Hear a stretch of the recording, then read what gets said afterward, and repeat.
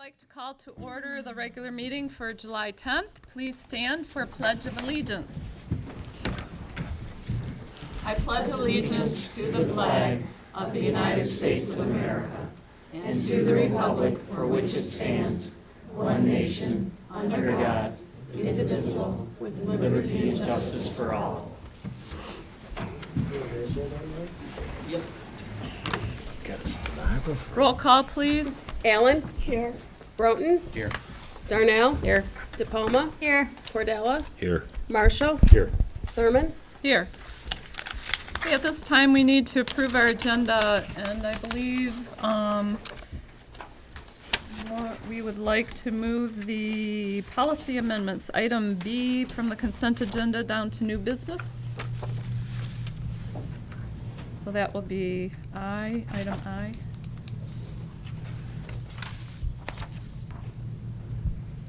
And are there any other concerns or corrections to the agenda tonight? Would someone like to make a motion to approve as amended? So moved. Who would like to second? Second. I have a motion by Clerk Allen, seconded by Trustee Cordella, to approve the agenda as amended. If you're in favor, please signify by saying aye. Aye. Opposed, say nay. Okay, our agenda has been approved. And thank you all for coming. We do have some seats up in the front if you'd like to come in and join us. I see someone in the back. 3 seats. Yep. Okay. Ryan, move. All right, so we're starting our meeting out tonight with a presentation from SEMCOG. We have Amy Malmer. Hello, thank you very much for having us here tonight. I'm Amy Malmer, SEMCOG's membership manager, and with me is Kevin Vetrano, the manager of plan implementation, who will be speaking to you in just a few minutes here. We are here tonight to tell you a little bit about SEMCOG and hope that you will consider becoming a member. This is the SEMCOG region, kind of where you can see how we fit in with the state of Michigan. We cover 7 counties and also have close proximity, of course, to Canada and Ohio. This next map shows our region with our current SEMCOG members shaded in. All 7 counties are members, as are 6 of the 7 intermediate school districts and several community colleges. SEMCOG's funding is provided by member dues, which we use to match federal and state grants. And when a community chooses to join SEMCOG, the board votes, pays membership dues, and appoints a delegate and alternate to our General Assembly, which is our full membership committee, and that group meets 3 times a year, mostly rotating around Oakland, Macomb, and Wayne counties. And just for a frame of reference, our dues are based on population, and Brandon Township's dues for a 12-month period starting in 2017 would be $1,573. So we're going to share with you today the top 5 reasons to join SEMCOG. And first, by joining our 170 SEMCOG members, you can magnify your voice. Southeast Michigan is a large region with considerable clout, complex challenges, and many opportunities.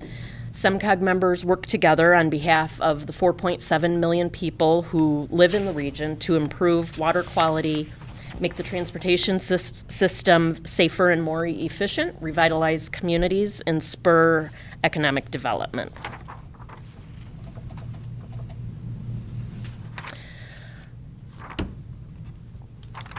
Together, the elected leaders of SEMCOG use their influence to impact important federal and state legislation and regulations.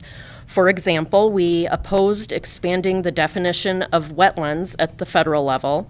The expanded definition may require ditch maintenance activities to be permitted. Right now, it looks like the current administration wants to return to the original definition of wetlands, but in the meantime, we've talked with our congressional delegation and senators about the impacts of expanding that definition. When the governor, at the state level, when the governor announced he would fund 2 pilot projects to identify location and condition of water and sewer infrastructure primarily, we were successful in helping to get one of those pilot programs here in southeast Michigan, and work is underway on that as we speak. SEMCOG has also helped to secure DNR trust funds for projects in our region. We've also most recently helped to maintain the project selection process at the trust fund board level when there was a recent move to have the legislature select those projects. We felt that the trust fund board has been doing a good job and advocated to keep the process as it was. And finally, we have a SEMCOG staff member who is serving on 2 Department of Environmental Quality committees that are considering rule changes on drinking water standards and sanitary sewer permitting. Part of the strength of SEMCOG's membership and the expertise of our staff allows us access to those kinds of committees to ensure that the local government perspective is taken into consideration as rule changes are considered. The second reason for joining SEMCOG is to network and learn from others. We're an organization where the membership is organizational, so all of you township staff, anyone representing the township would be welcome to attend and participate in our meetings, attend our training sessions, which we call SEMCOG Universities, contact our staff for data and information, or join one of our committees or task forces.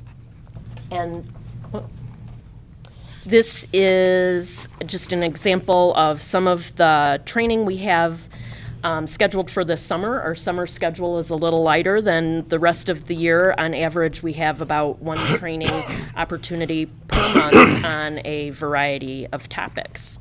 So that covers 2 of the 5 reasons. Kevin's going to speak to you about the next 3 reasons to join SEMCOG.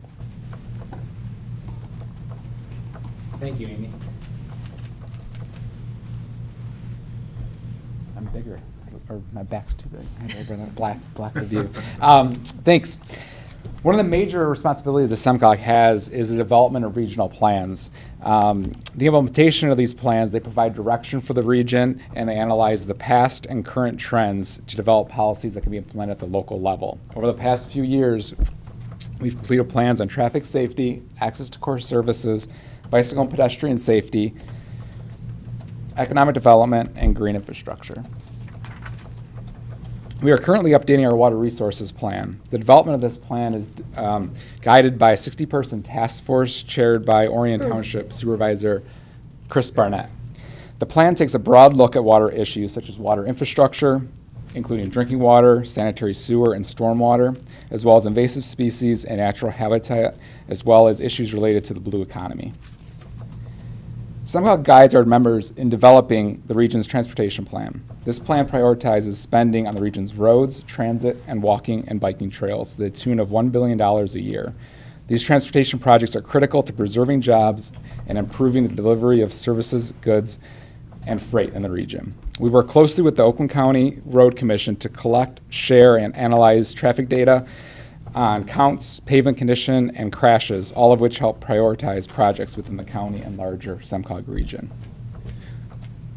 We are currently developing the region's next transportation plan looking out to 2045, and are seeking input. Just last week, we launched an interactive tool on our website for communities across the region to provide vital feedback for improving the region's transportation plan. You are all welcome to provide input and establish the goals of this plan. High-quality data is really the foundation of our work. While much of this data is available on our website, our member communities have access to the people who are compiling the data and are available to conduct analysis based on specific needs. The next few slides provide a snapshot of some of this data analysis we provide.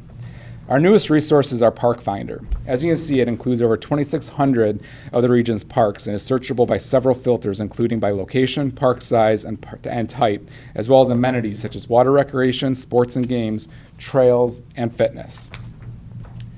Regardless of park ownership, be it local, county, state, public, or private, this application provides details on the amenities and features each park in the region offers. In the year ahead, we're convening a task force to look at the coordination and regional gaps in our parks, trails, and recreation network. Shown here is a high-priority safety locations map of Oakland County, including intersections, road segments, roundabouts. These locations are prioritized based on having a disproportionate number of crashes as compared to similar locations across the region. The map to the right shows the crash severity by type for the township over the last 5 years.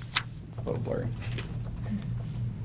Another one of SEMCOG's interactive mapping tools allows you to discover where your residents work, where workers in your township come from, and how many of your residents work within the township.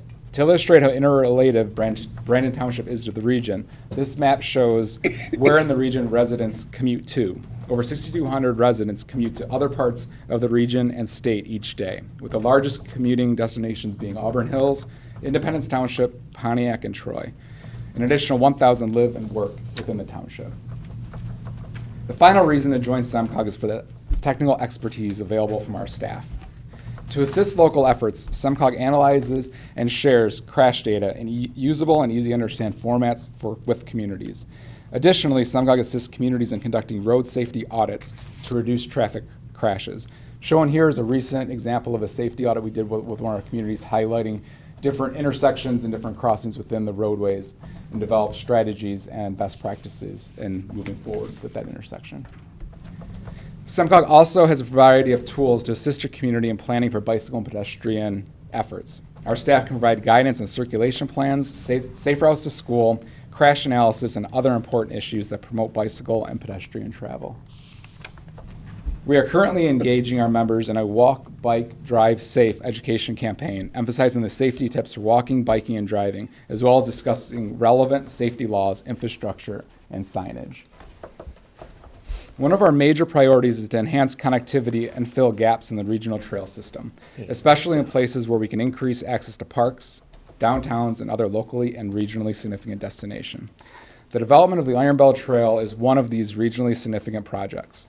To help facilitate this project, we've been working with local cities, villages, townships, and county planners along the proposed route to better understand their priorities and to help determine the best way to make these connections.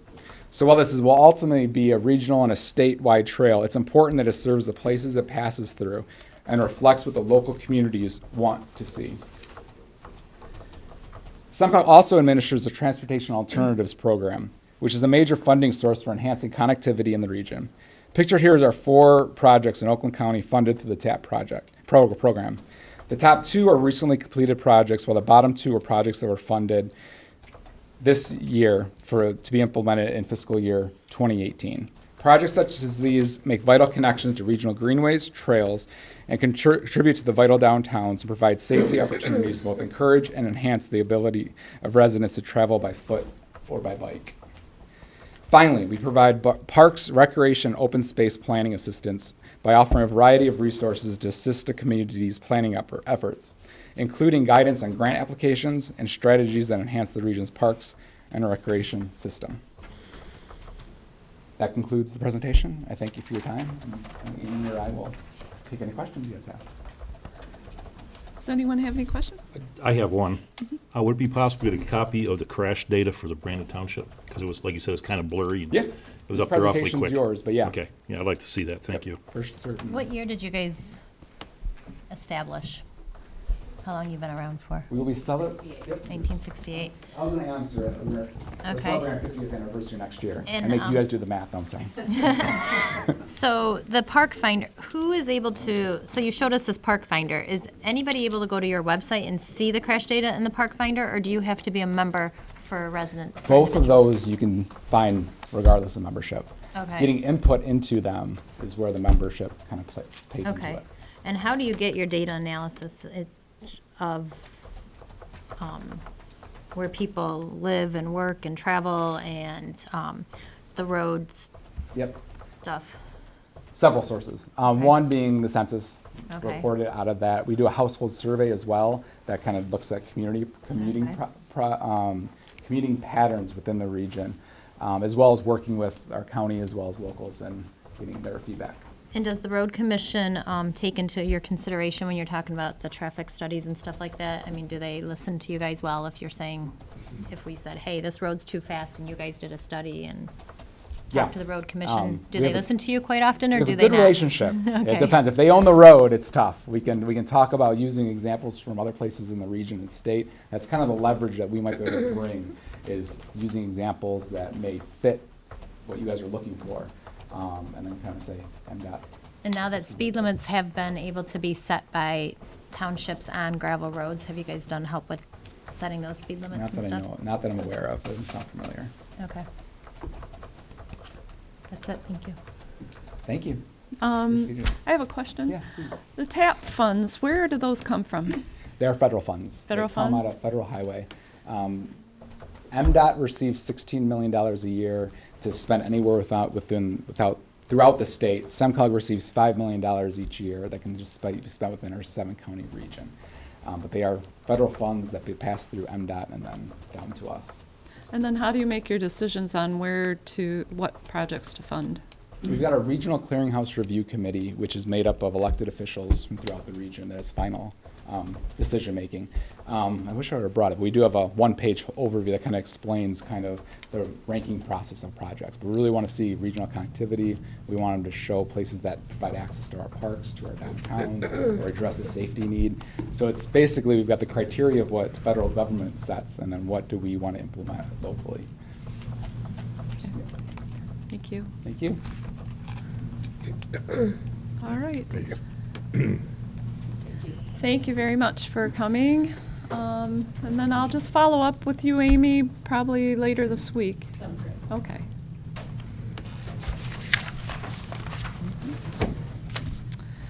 Okay, so we'll get into our meeting tonight. We have reports. First of all, how many people have an agenda tonight? Can you just raise your hand if you have one, because I think, and how many would like to see an agenda? So maybe what we can do is take a very short recess just to make sure that everyone has an agenda. Is everyone good with that? We will reconvene. Sorry about that. I just wanted to make sure that everyone had an agenda tonight, because if you're here for a certain topic that's on our agenda, you will be given an opportunity to speak to that topic early in our agenda after correspondence. So you might want to look that over while we're going through our reports. Thank you, everyone, for coming. It's nice to see a nice crowd here tonight. So anyways, we'll move on to our reports. We have the Treasury report that we get every month, the General Ledger report, the Designated report, our Reconciliation report, and our Building Department report, which shows that we're two more homes built this year at this time from last year at this time. And we next have our recreation report, and we have the recreation director here, so if he would like to come up and fill us in on recreation. I like to make eye contact, but I think I'll move this a little bit. Only thing I have to add is I spoke with Wally from Bory Landscaping to find out when he's going to start the project. He's right in the middle of one that he should finish up in a week and then start our playground project. Oh, good. That's the only thing new I have. I haven't heard anything from the DNR. I tried to call him today. I couldn't get through. So I'll try again tomorrow, find out when that contract's coming. That's all I have. So if you have any questions.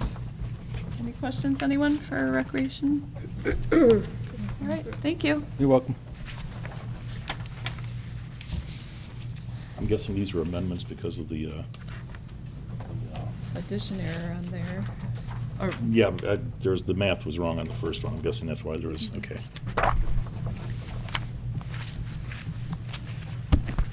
And also, he gave us, and maybe it's already in your packet, there was a change to his new business, the amendments and the transfers. That's later on in the packet, so okay. you probably have that out. That was on the table too. That was on the table too, okay. But that comes later.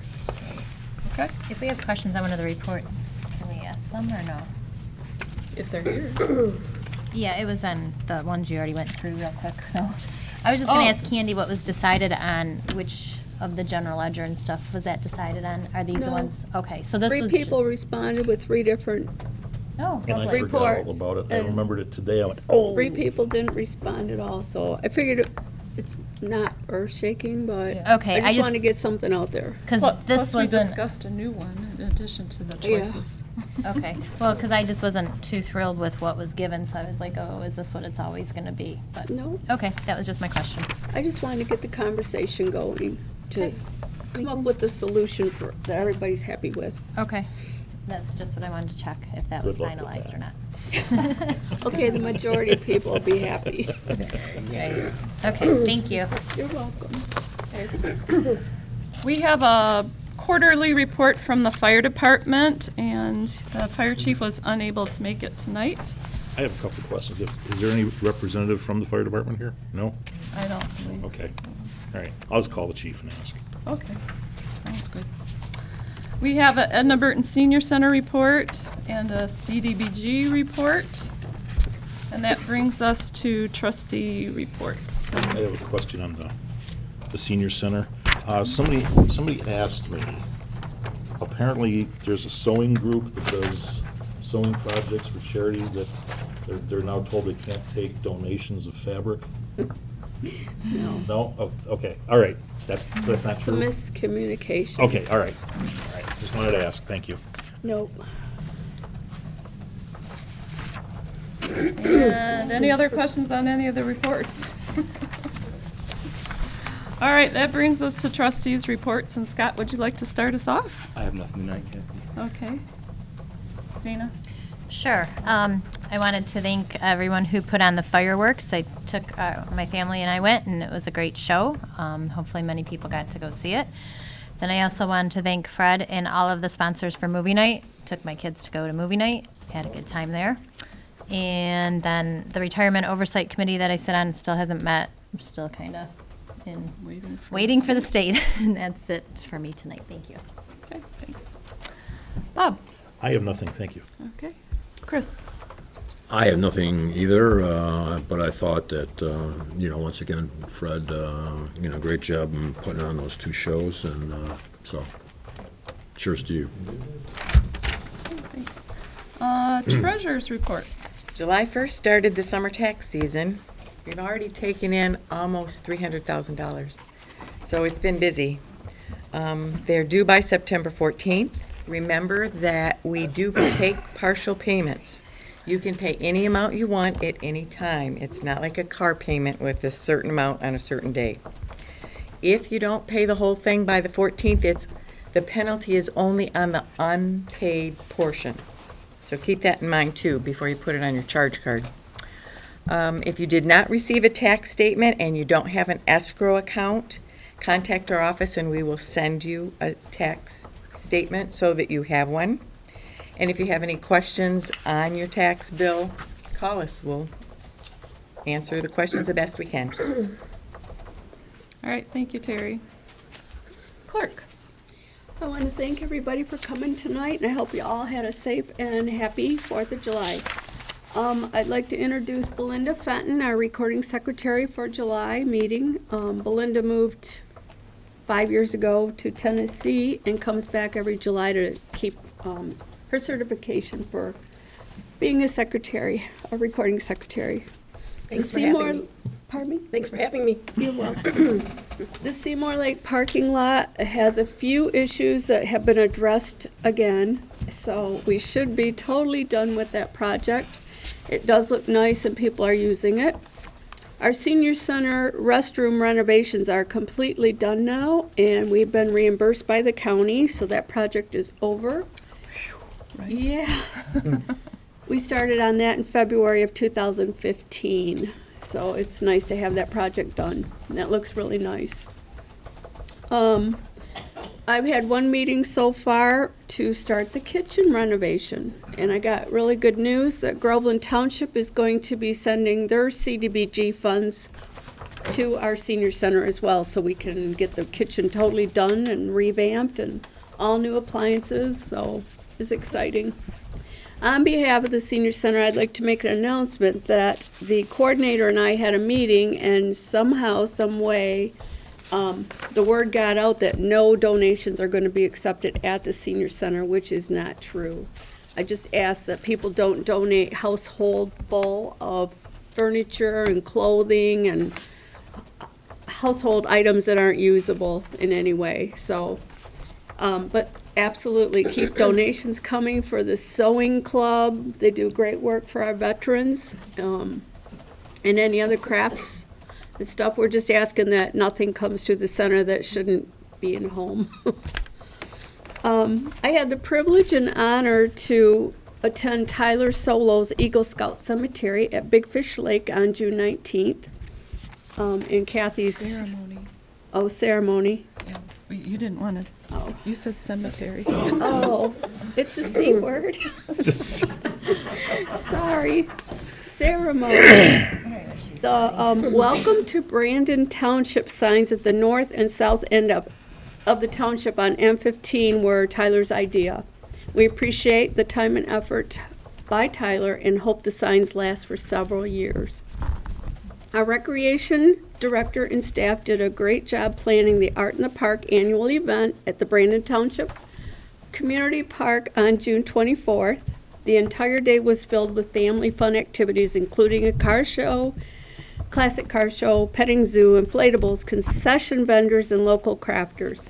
Kudos to the Brandon Township Fire Department, Chief Quappas, the Brandon Township Substation Lieutenant Glover, Oxford Fire Department for raising the American flag, and the Bartonville Lions Club for bringing out the Veterans Wall, Michigan Veterans, Vietnam Veterans Wall. All in all, it was a great success, and I'm looking forward to the Art and Park in 2018.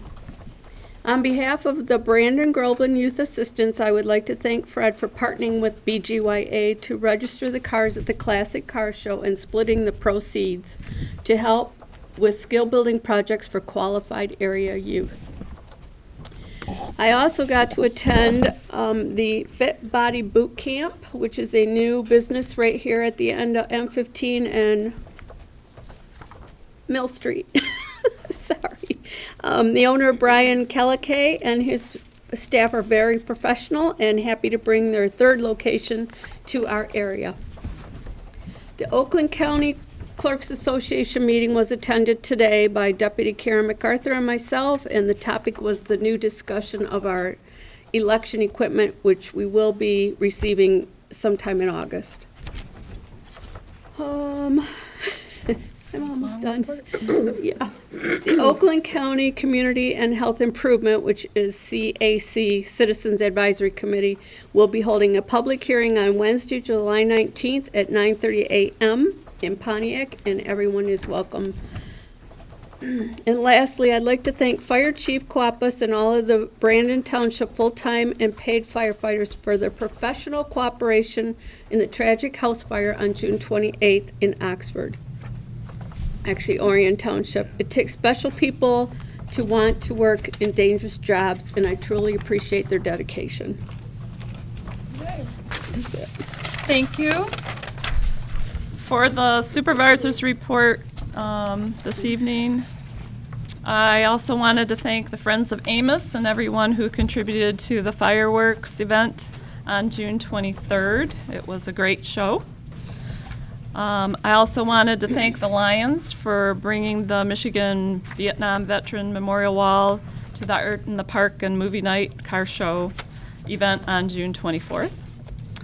The overlay asphalt project on Oakwood and Baldwin Road is finished, and surprisingly to me and everyone else in the area, the Road Commission found some extra funds and they did an overlay paving project on Baldwin Road going south of Seymour Lake all the way to Indianwood. Is that one done? I'm not sure I didn't exactly think if that it's was- all the way finished, but it's, Almost, okay. I attended the G2G Marketplace event at Oakland County on June 7th. The classes that I attended included workforce management, connecting people to government, protecting data, GIS tools, IT transformation. And it seemed as though the conference was aimed at how do we communicate with the millennial generation, which are 18 to 33-year-olds, and our Gen Xers, which are the 34 to 39-year-olds. And they're very much into technology. So they were encouraging us all to be more techie. And lastly, we received our distribution checks from MMRMA totaling $55,834. So that makes our cost for insurance this year $32,233, which covers the township and the fire department. So good deal. That completes the supervisor's report, and we will move on to our correspondence. Tonight we have Planning Commission meeting minutes of February 28th, 2017, and the Trails Subcommittee meeting minutes of June 27th, 2017. Kathy? Yes. I have something on this planning commission. In reading this, and I didn't really expect such a crowd here tonight, but Chris, we've been taken to task here by our lack of general knowledge by the planning commission, and I'd like some more information on that. What brought that on? Simply the meeting that we had with the planning commission. They thought that we weren't studying the books, learning about the books, learning about the ordinances, learning about all the stuff that's available for us to learn. And it became obvious to several of the members of the planning commission, not necessarily to me, obviously, because I'm kind of like a neophyte, but they came away with that. That was their takeaway. Okay.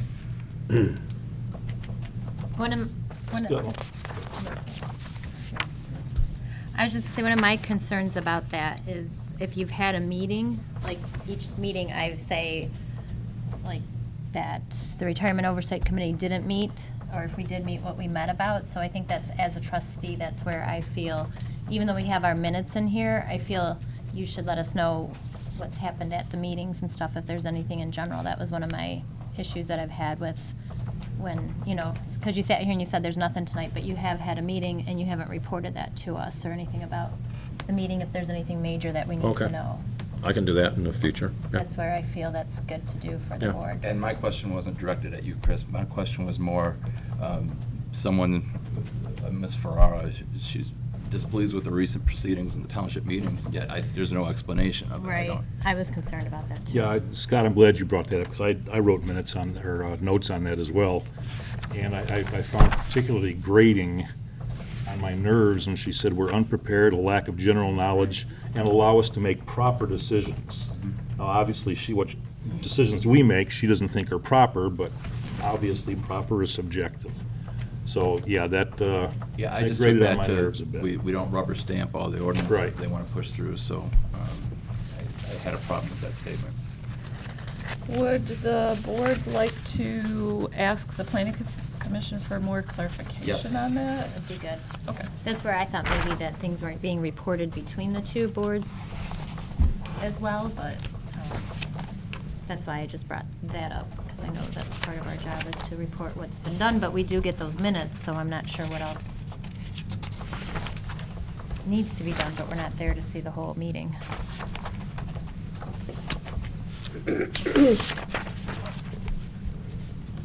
Okay, I can do that. So at this time, we are going to take citizens' comments on agenda items, so if anyone is here this evening that wanted to speak to anything that's on our agenda, now is your opportunity, and you can come up to our podium. We ask that you limit yourself to 3 minutes and address your comments to the board. Is there anyone that would like to speak on agenda items? A lot of people here. Sure, somebody's out there. Do you know what you're here for? Yes, yep, new business, it includes everything that you see here. I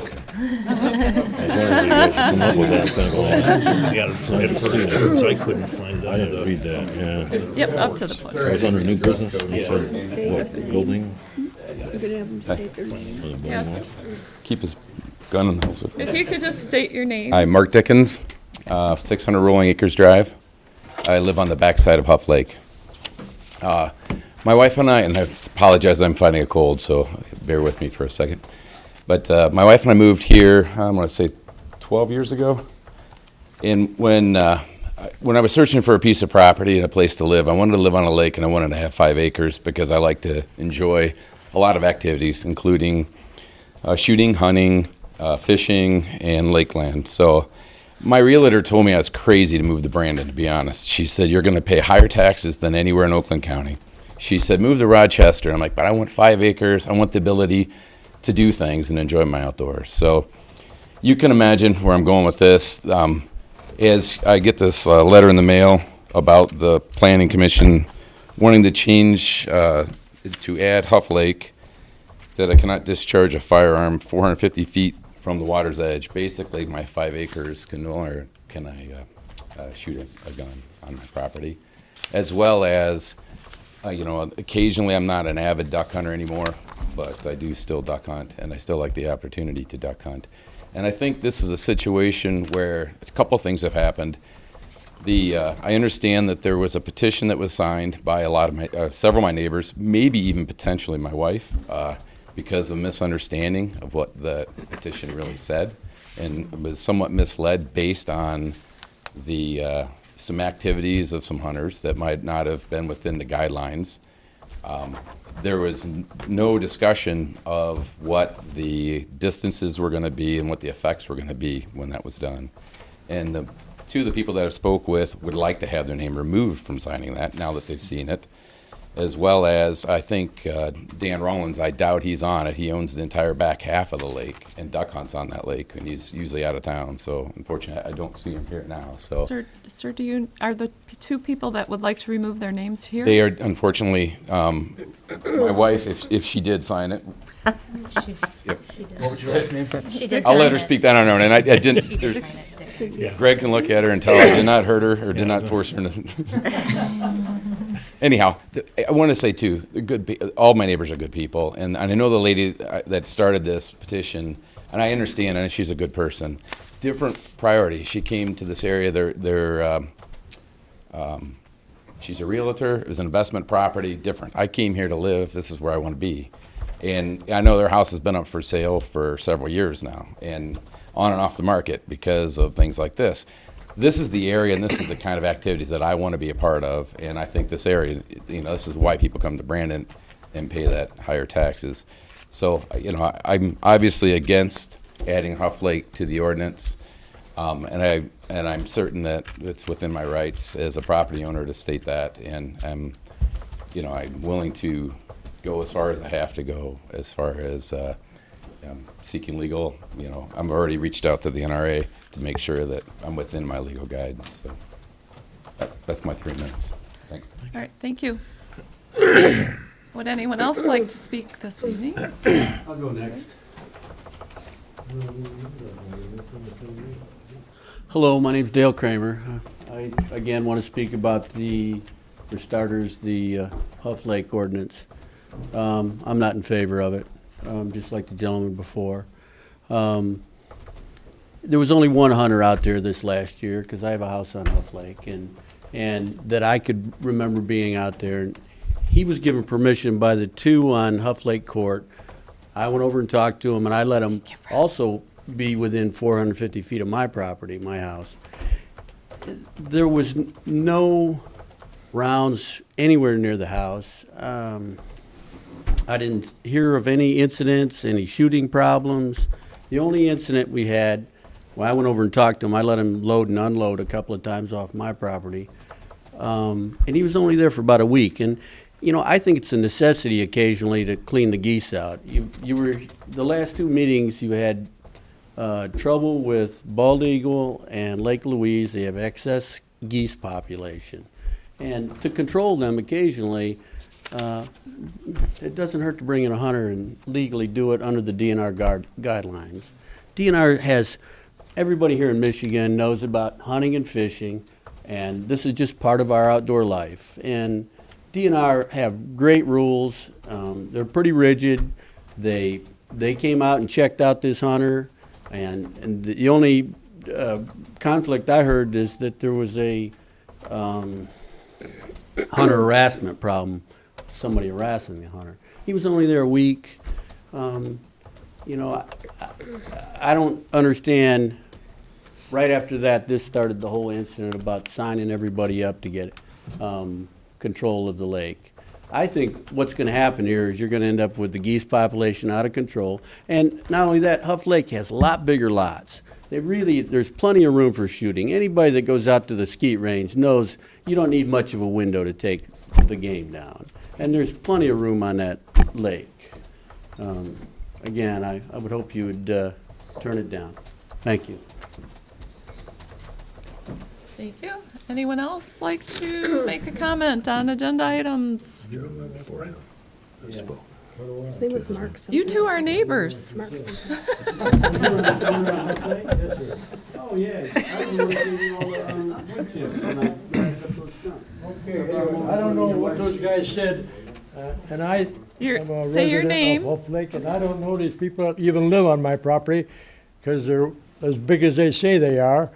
I don't mean they're big in size, I meant their property. But anyway, I think that some guy said they're not supposed to shoot, or are they allowed to shoot? I didn't understand what they said. I'm against it, so I don't know what they're for or against shooting. You're against shooting? Oh, then I can sit down. No. Joe. What's his name? Joe Against shooting, I know. You're against shooting. This guy. What was your name, sir? Joe, say your name. Pardon me? State your name. Joe Ringeisen. Thank you. Trying to keep track of who's for and against. So come up and let us know. Is there anyone else that would like to make a comment? I would. Yes. Mike Riddle, 910 South Ortonville Road.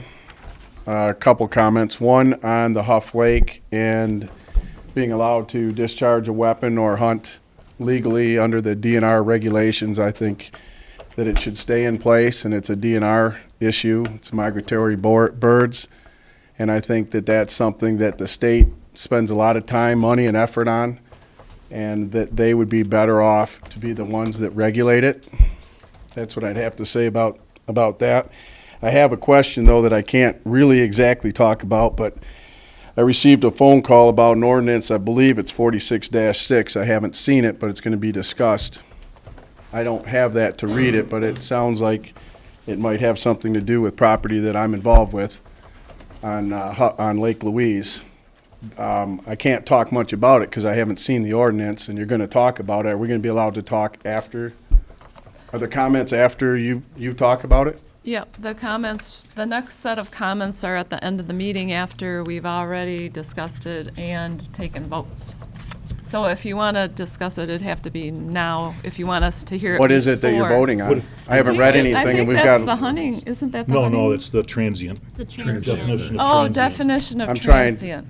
Well, I'm trying to get that and where that leads, and I haven't seen anything, so I don't know if it's just being talked about, and we're going to talk we about it, have- or if it's written.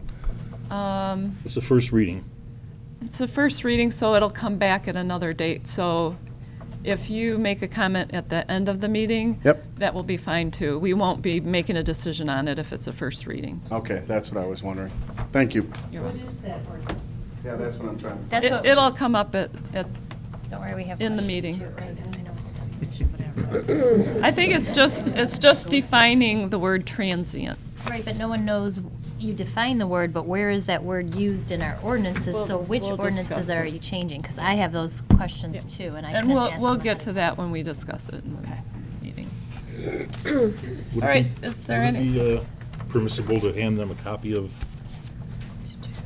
It we're should gonna be, you know discuss. what, it's in the book, it should be in the book back there if you want to pass that book around. It has all the contents of the meeting, or it should. But it still doesn't tell you what It's ordinances. not going to have the It's- motion to amend it, though, with the definition. It just talks about the definition. It doesn't talk about where that word is used within our ordinances. Actually, it's not there. It's not, it's a, this- but we'll get but into this- We're it. gonna have to ask questions, because that's the same Yeah. question I have, is why are we adding it, is the question. Yeah, where's it gonna affect, what So- ordinance is it? Well, Kathy, would it be improper if they just took a look at this? I think they should be able to see it in the book, and it's going to come back. Yeah, So this is anyone just a has- first it's reading. just a first reading. But Bob, yeah, they're allowed, anything that's in your packet is public. Well, that's- and- Record. And I just wanted usually to it's double check. online at this point, but we had some problems today. Yeah, I don't, Okay. Kathy, did that ever get fixed today? I don't think so. Okay. It wasn't online. when I Usually, looked all for the it. new business Our- items should be online, but we had some problems with our provider today. Our and IT they didn't- company. Right, and so they didn't make it on there, but The the whole packet is agenda public made it knowledge. on today, but as far as I know, I don't No, think it wasn't that. last time I checked. It wasn't when I checked. All right, is there anyone else that would like to make a comment tonight? Okay. All right, seeing no other comments, we'll continue with our meeting. Tonight, we have, for discussion, we are going to discuss the material weaknesses in our audit report that we received last month. We did receive a very nice audit report, and our two reoccurring material weaknesses were reoccurred again, so we're here to discuss those. So our auditor, Ken Pelka, is here. If you want to stand up to the podium, Ken, and that way we can, you can help us through this and address any questions. So, the first one is establishing control over financial reporting process. So maybe you could just give us a clue as to what that addresses. And I did discuss this with everybody at our preliminary meeting, just to kind of rehash things over. Essentially, this is a comment that, material weakness that we have to bring up with probably 95% of our audit clients because of your size.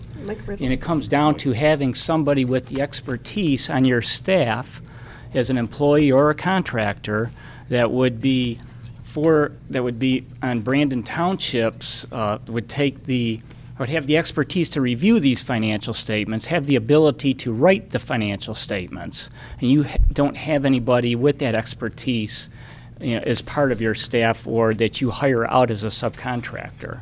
Okay, so you request us as the auditors to go ahead and write the financial statements.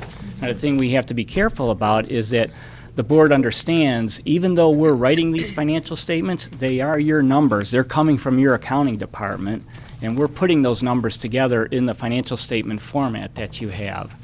Now, most townships prefer to just keep having the auditors write the financial statements along with doing the audit, and that's fine. There are a few townships that have decided to go out and hire another CPA firm to actually write the financial statements or review the financial statements that we wrote on the township's behalf. And of course, that would be additional fees for the township to spend. So essentially, because you don't have somebody on your staff that has that expertise, we have to bring that up as a weakness. So that explains the first one. All right. Did anyone have any questions regarding the first one?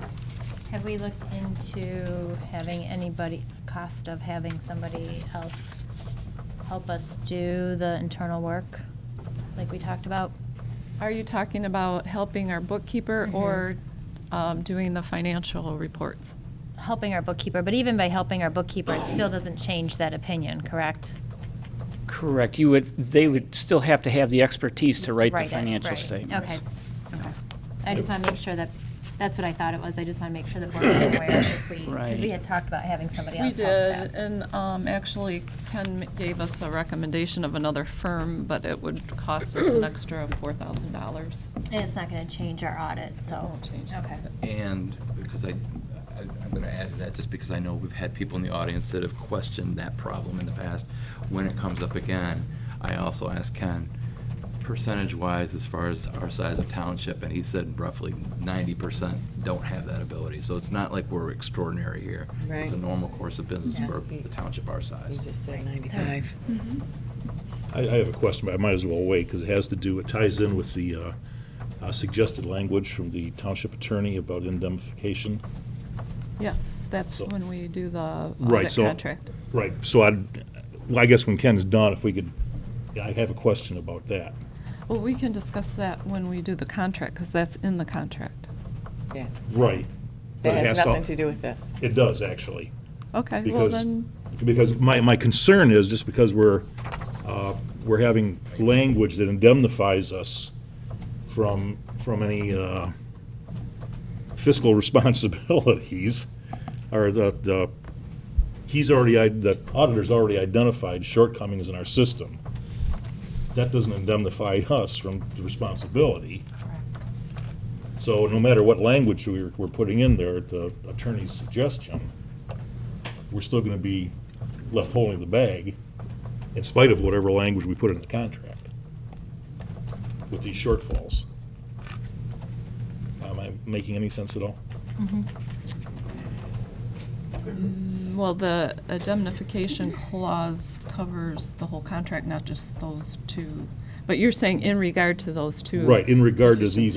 audit weaknesses, because we're saying, well, we're just gonna go about our merry way like we are, we're still gonna be I held would think responsible so. for those. Yeah. Okay, all right. All right. All right, we will move on then to number 2, cash receipting and segregation of duties. And I know we've discussed this before, but we're going to go at it again. Again, this is a kind of a common weakness out there where we'll tell the township it would really be better for internal control purposes if you receipted all of the money at the treasurer's office. And then that person would go back with the receipt to the recreation department or the fire department and say, look, I paid my bill, now go ahead and give me my permit. You folks out here have decided for efficiency purposes or not to be so hard on your residents, not to make them do that, and you allow them to pay right at the recreation department window, or if they're getting something at the fire department, there are some receipts that go in over there. And all we're saying is better internal controls would be to have everything paid at the treasurer's department. So again, it's totally the board's decision on how to handle that. Okay. Is there any question on this one? No, we've discussed it before, and I think it was pretty much the board thought that we were giving better customer service if they could get their receipts at those two locations in addition to the treasurer's office, and also it kind of eases up your day as well, doesn't it? A little. I mean, we still have to do the end report anyway, so. Right. I guess one of my questions, and I'm not sure we actually covered it the last time we discussed this, I'm assuming that our computer system is all tied in together as far as taking money in, receipts going out. It's it's networked somehow. I don't believe so. There's no networking? I don't The think so. system that the recreation department uses is separate from the BSNA system that the treasurer's department uses. Yeah, there's So a there is difference no between the network. tax and, Okay. and like building and rec are standalone. But the- yes, I do get the reports. We can run the reports. But the building Right. department comes to your office to pay, correct? That is correct. So why wouldn't rec come to your office to pay? That is my problem. You're treating two of the departments different. It was brought to our attention that the people that, the residents and the parents or whatever, were not comfortable standing over here and trying on shirts and then going over there and getting the money and bringing it back here.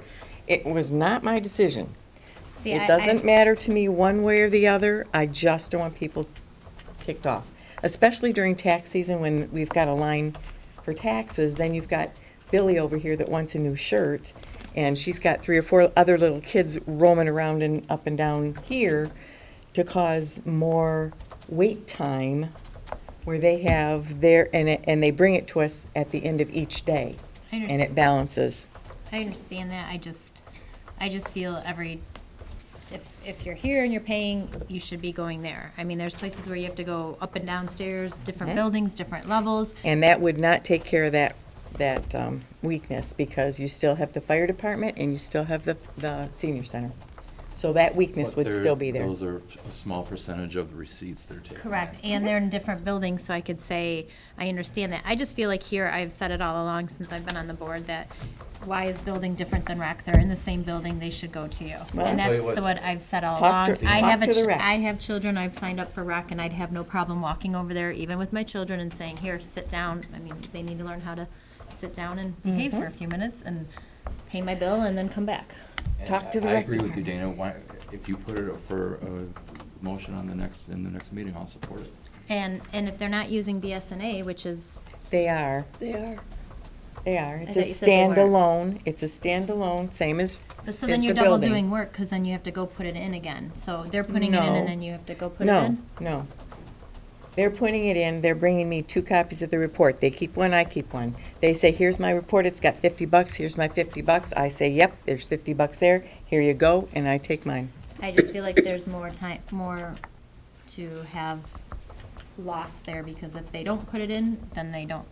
And not saying anything happens there, but saying that's the whole thing of having internal controls is they get a receipt once they've paid, and you have that check then. If they don't put it in, they can, I don't know, I just feel it goes to you. They're in this building. Well, I guess if you have questions, then that should be directed to the rec Well, I department. brought it up and now we're talking about it, so I'm. But they bringing it would up know again. what goes on over there more than I do. And so is what I'm saying. Candy, after working there for many years, as far as the amount of people that you get that come in, I don't know. I mean, there's certain times of the year when, It's just like our tax season. yeah. Yep. I understand. It's crazy. The only other suggestion I would have is have a treasurer employee come over and work. Oh, sure, because we have so much extra time and help. I'm just kidding. Shoot me now. I didn't bring up that suggestion, Terry. Thank you, Ed. If I may add, we did this years ago with Linda Owen. Fred, do you want to speak over here, please? I got a little history here. Years ago, when it was Candy and I basically in the office, Linda Owen, the treasurer at that time, we'd send the people, we were back here, would send them over to the treasurer, and they did the receipt. They got to be too much during especially during tax season, with baseball, soccer, pretty much the same time of the year.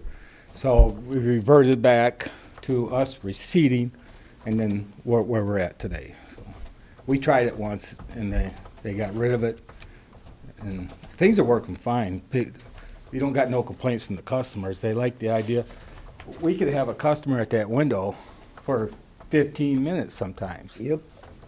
Trying on uniforms. Oh, things of that nature. So. Thank you. Do we want to bring this to the board at a meeting for new business item? We can do that. I would like to. Do we have more than one? So we have 2 people. So we'll go ahead and do that, and then we'll vote on it and see where it goes. Okay. I do wonder why number 3 wasn't added for MERS. It's, if you look at it's not a material weakness, but it's listed as a, where's his notes? I thought it would have been on the same, sorry, I'm trying to find opinions. They do have MERS on the back page. Yeah, under other matters. Yes, that's what, but it didn't make it onto our list to discuss tonight. Oh, Is gotcha. what I'm saying. Gotcha. That's okay. We can still discuss it if it has to do with our audit. Well, it's under other matters, so it's not part of our Well, audit weaknesses. What is the question? Because Well, it was the calculating the MERS pension contributions that you noted some instances where the calculations of the MERS contribution was done incorrectly. In some instances, wages paid in lieu of health insurance were included as part of the calculation, should not have been. In other instances, wages were paid for accrued vacation and longevity at the time of retirement for an individual and were not included as part of the calculation, should have been. the calculation of pension contributions should be reviewed for proper processing. I just want to make sure that's going to happen because that's kind of a big issue. That happens in your office, right? Yes. So has it been reviewed for proper processing? Are we going to do something about this? Candy, I believe Candy's instituted a new control where she's actually doing the review of these calculations to make sure that they're using the correct wages. So, which is what, she came to us and told us when we found these errors. And the reason these aren't under the material weaknesses, Dana, is because we don't feel they are material weaknesses. There are a few errors that we found in the calculation of the MERS. So, but it's still something that we felt was important enough that the board understood was occurring. So that's why we But put it have we in gone writing. back to figure out, I mean, did those errors get fixed and could there have been other errors? Those errors were They got fixed, and fixed. sure, there could have been other errors. We don't do 100% testing. on Right, I know everything. you don't, but I'm just wondering if we But found. in the past, what we're doing now is we're sending the MERS contribution ahead of time at the beginning of the year.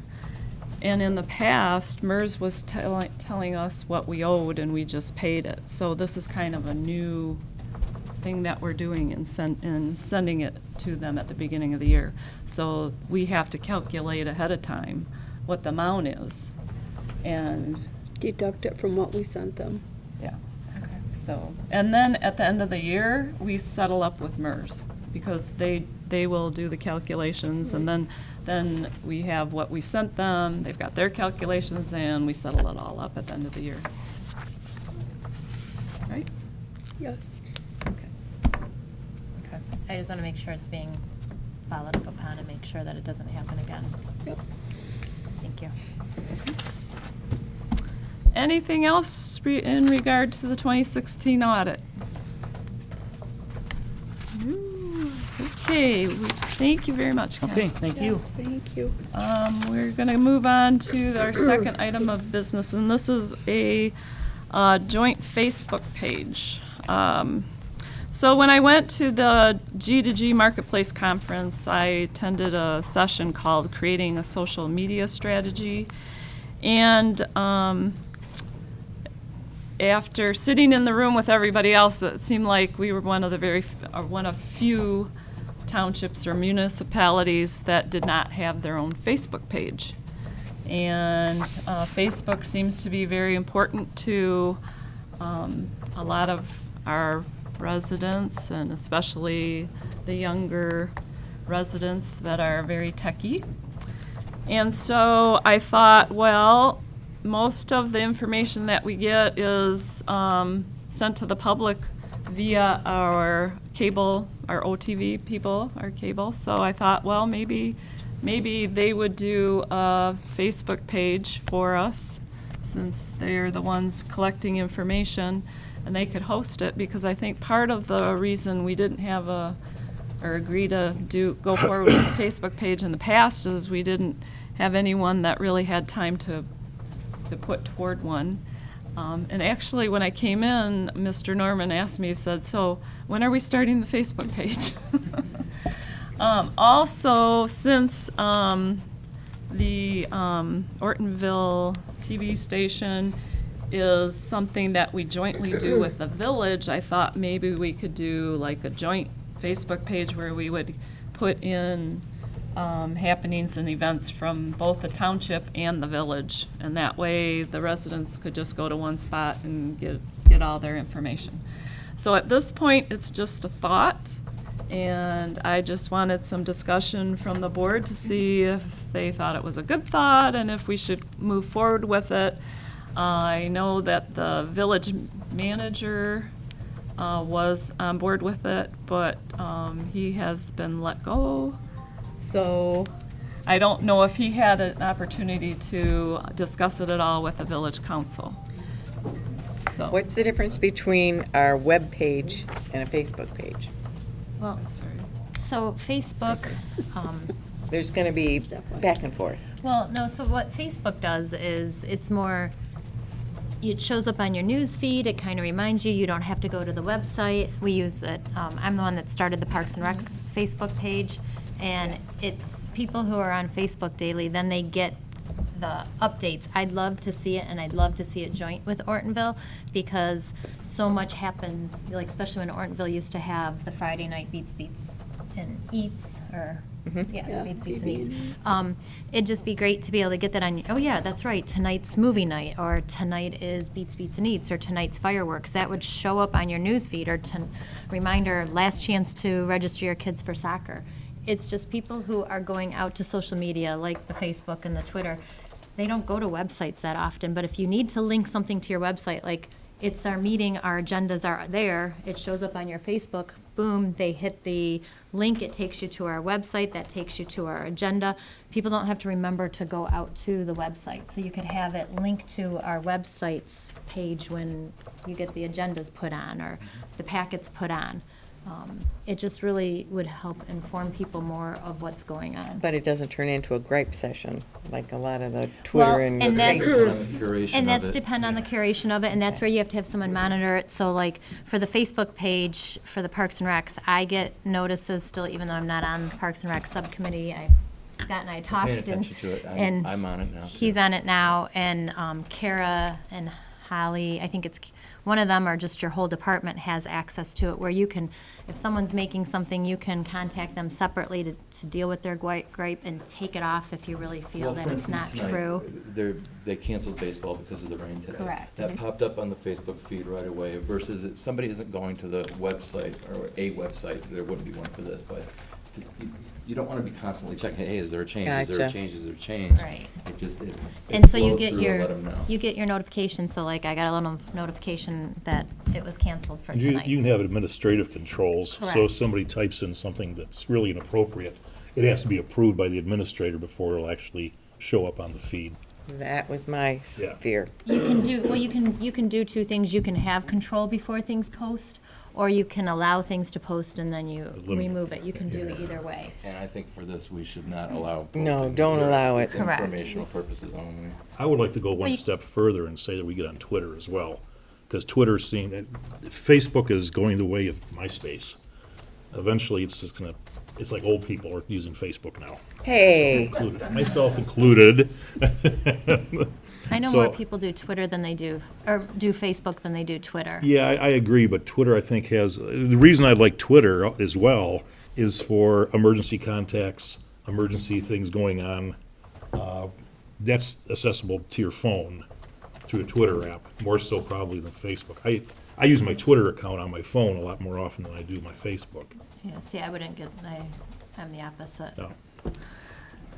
What is the, say, as far as managing Twitter, is that very time consuming? Once Or you can set up your does that- account. Does that kind of feed into Facebook? If you You can post do- something, it automatically goes to Twitter? Or You how can, does you that can work? link the two. To link my two, I use, what's called, Crowdfire app. And so I can, no, I'm sorry, Hootsuite. So I can post one thing and have it go to my Twitter account and my Facebook account That at the would same be time. good, because then you don't, because I was gonna say, you don't want that extra work. Right, no, um, it's, and I pay, I think it's like $3.97 a month for Hootsuite. So that's something we can look Yeah. into. And you enter it once and it goes to everything. What about, isn't there something else? There's like other- Instagram, except I don't understand Instagram so well. Instagram is more people doing pictures and stuff like that, and I see that it links, because a lot of times I'll get a notice that you'll see that someone posted on Facebook, and the exact same thing is on Instagram, and it will say it on Facebook. Those two Right. automatically link for no charge. So should we consider Instagram as well? I don't think you need to do Yeah, I wouldn't. Instagram. I think Facebook. My question, though, is will Parks and Recs still keep their own, or will Parks and Recs become part of?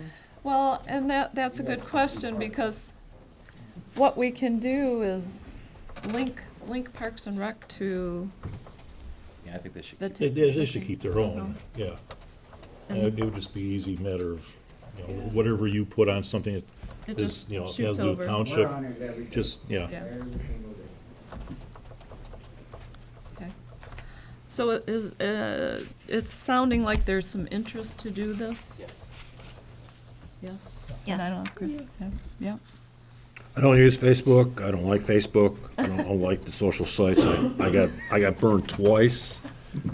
I got hacked into because I was on Facebook twice.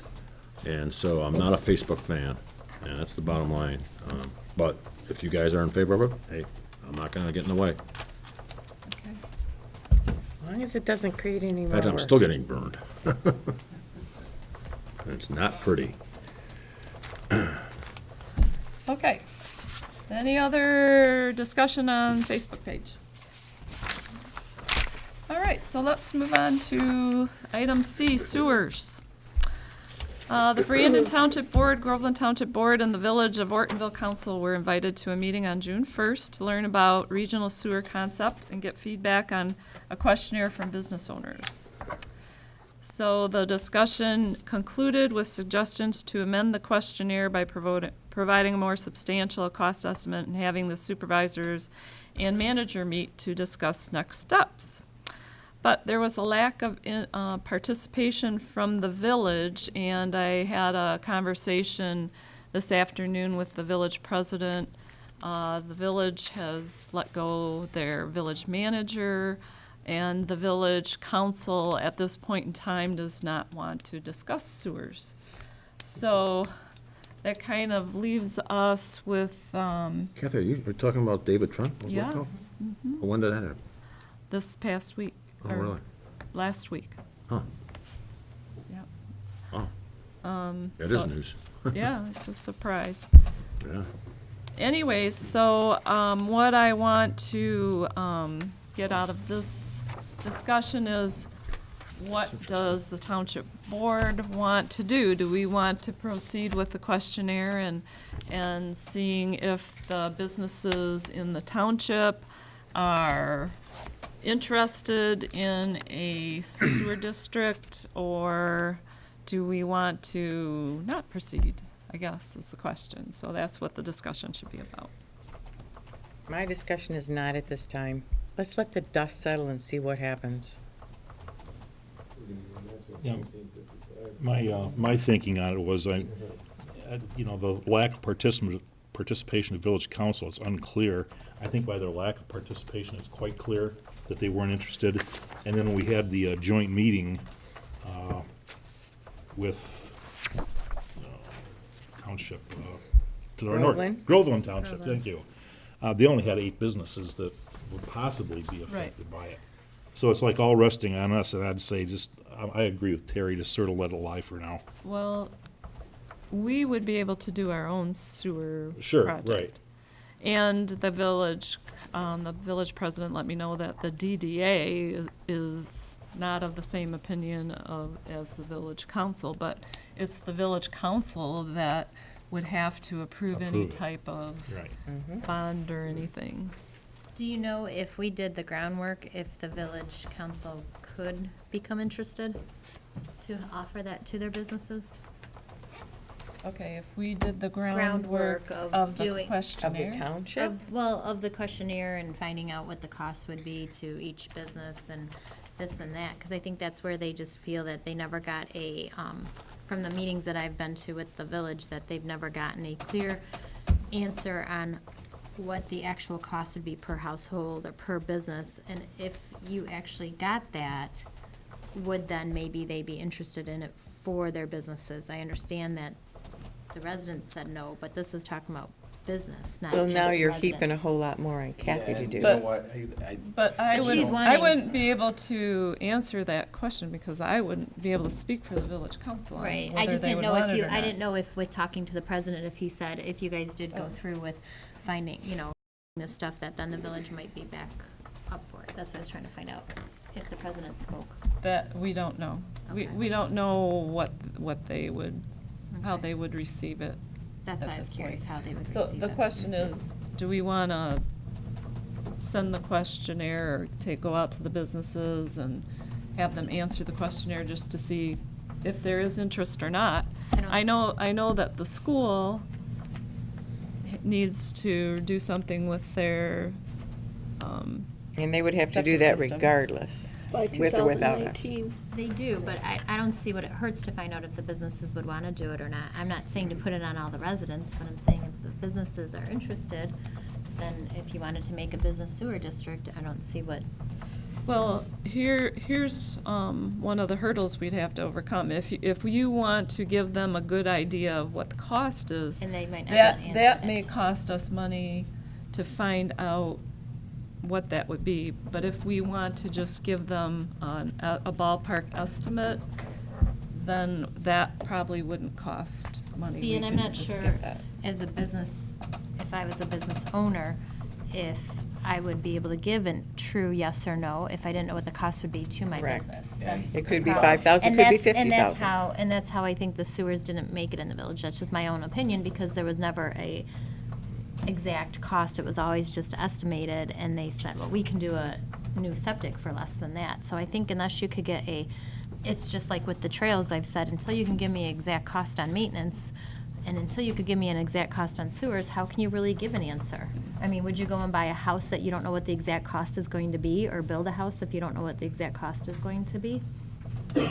Probably not. And I think part of the issue too is when you do the sewer district, and I, just in talking to the past village manager, it seemed as though their estimate was for more than what they needed. So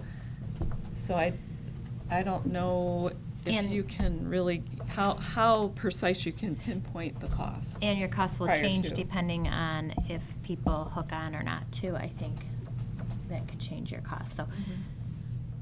Yeah, I'm not sure. I mean, I'd love to see something happen, because I think that, so many businesses have had issues. McDonald's had issue, the Tropical Smoothie took forever to open up because of their issues at their place. The school has issues, the library has had issues with, I don't know if theirs was sewers or what their issues were, but they had some times when they were shut last year for some. Oh, that was That- water. that That was was water, water. okay. Just assumed it was sewers. But, You know what they say about assuming. Do you know how contaminated the lakes are? Well, we don't have that data. I know the village was collecting some data on contamination of Kersley Creek and the lake, and I don't think it was bad enough that the DEQ wanted us to step in or anything. Yeah, but didn't our engineer guy say that they now had something with the DNA, and it was not human DNA? Yes, you're Oh. right. Yeah. what? They were checking for human feces. It isn't, it's goose poo. Oh. In layman terms. Yeah. So you can't keep the geese off the river, so, No, you or the can't, unless pond, you're so.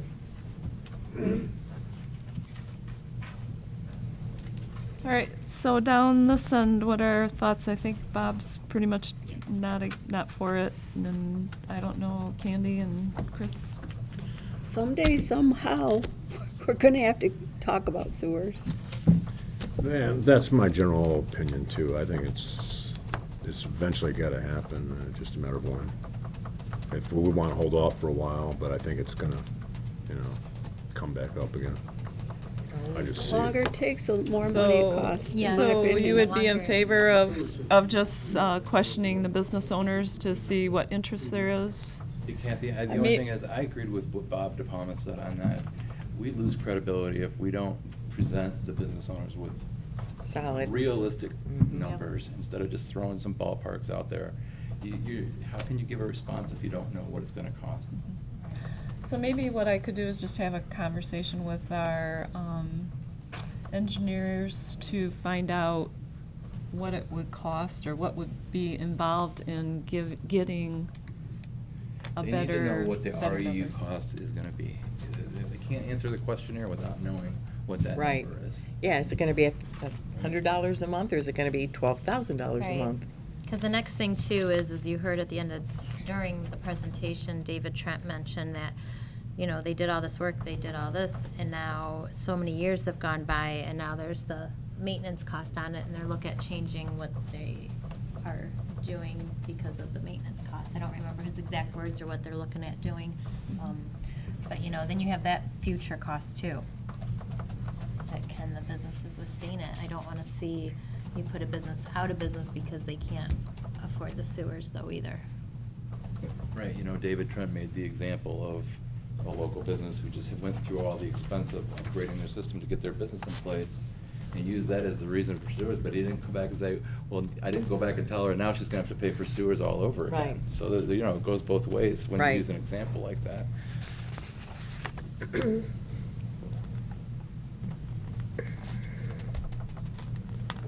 So Dana, what do you think? Because I'm kind of, I mean,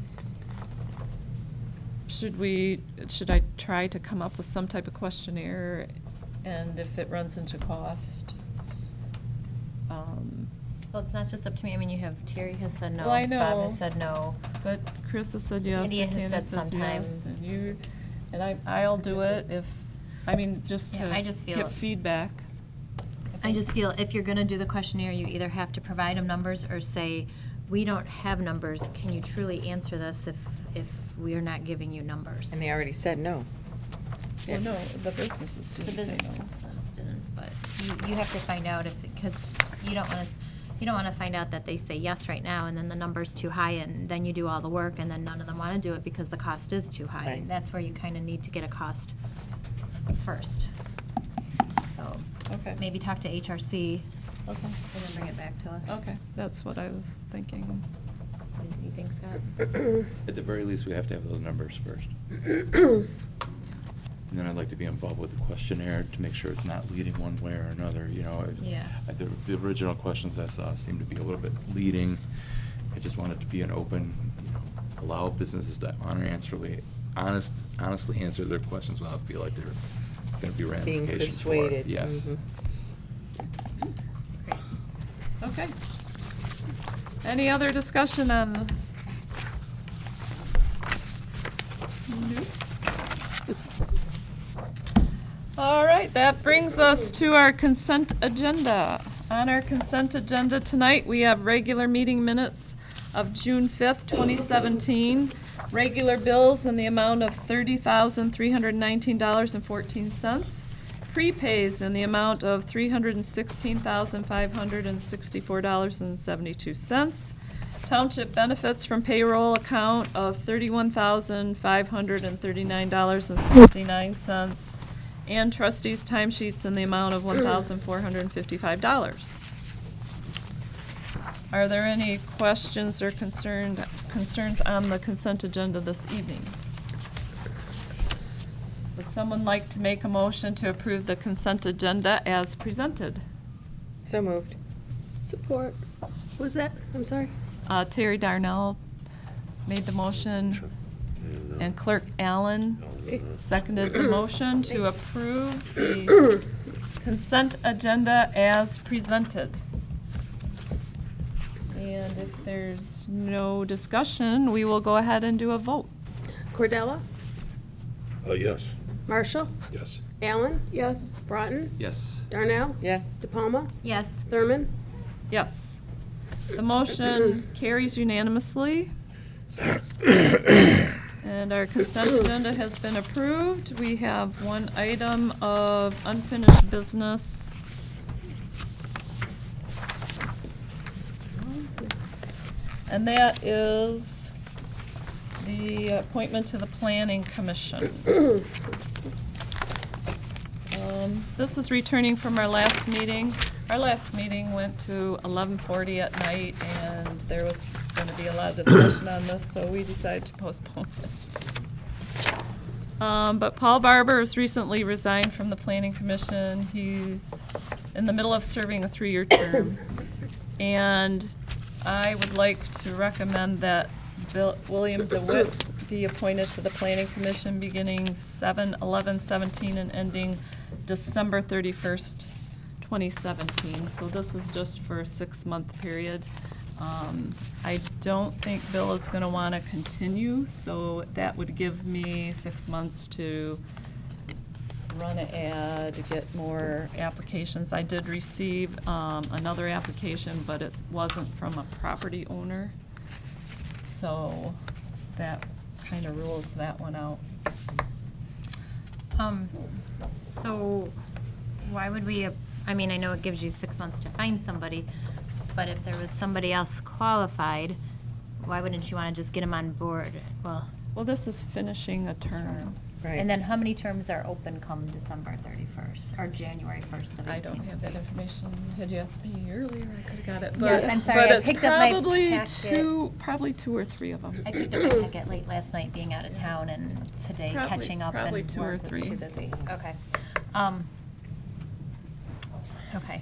I just want to state, Kathy, I know that you get to appoint to us, but we have final vote if they are actually appointed or not to the planning commission. So, as I stated before, just like if we get a Facebook page, why not put it out there that, you know, there's gonna be some openings on the planning commission, that's something you could post. That's what I'm telling you right now.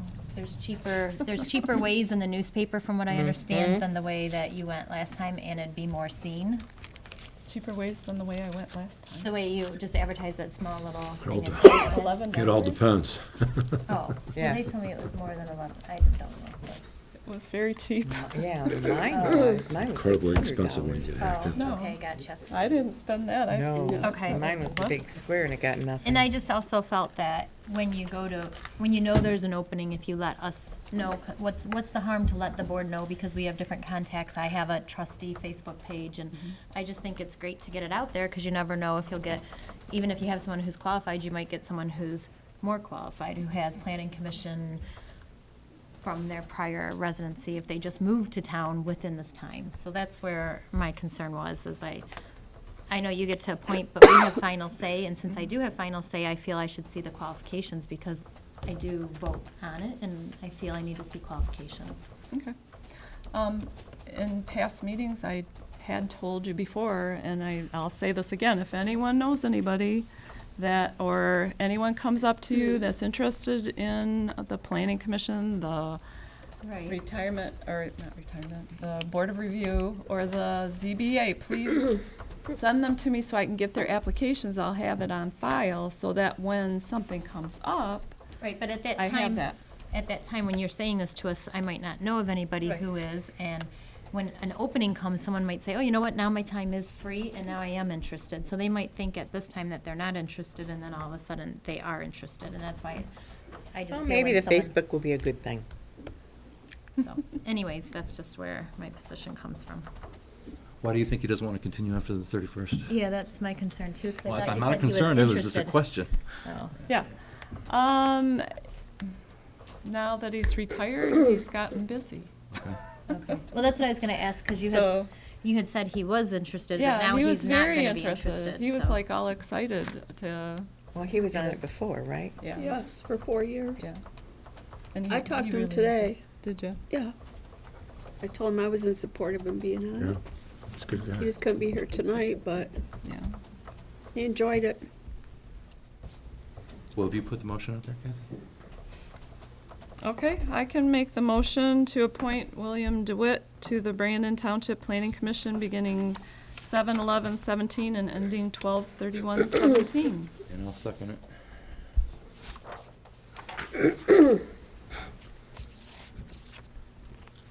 Is there any other discussion?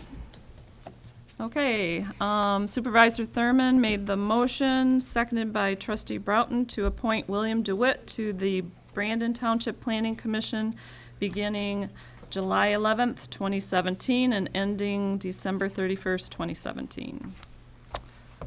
And we'll do a roll call, please. Marshall, Yes. Allen, Yes. Broughton, Yes. Darnell, Yes. De Palma, No. Cordella, Yes. Thurman. Yes. Motion carries 6-1.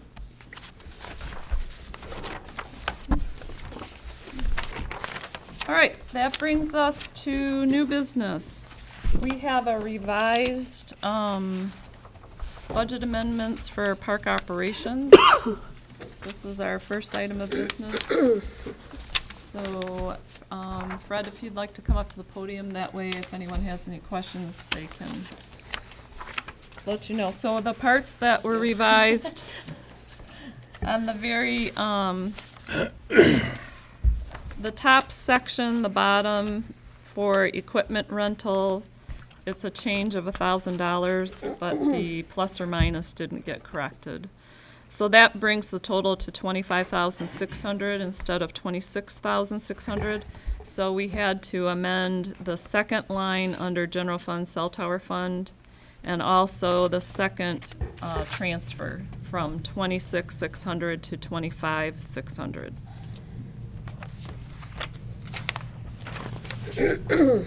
And maybe you want to give us a brief overview of why we're doing this. Well, park operation, Brandon Township Community Park is growing, and so is the operations of maintaining development and just operating. We do 17,500 of it was in the budget last year, removed. We need to put it back because that's the grubbing that was paid. There is that is in also, Is that in contracted wages? yes. Okay. Because of the big event that we had with the movie night and the Vietnam Wall, things like that, it was going to move into darkness. The current lighting that was at the Township Park, the parking lot lighting, was purchased back in 2007 or 6, and when we purchased it used. Fast forward, there was 3 bulbs out of 12 that were working. So instead of, we did a calculation of lead versus just changing the bulbs. Well, what turned out is the ballasts were also burnt out. So if you change the bulb and ballast, it was the same cost of LED lighting. That was one of the costs, along with the flagpole and the sign. The flagpole was a separate cost. We did get some phone calls that the flag wasn't being lit at night, so we took care of that.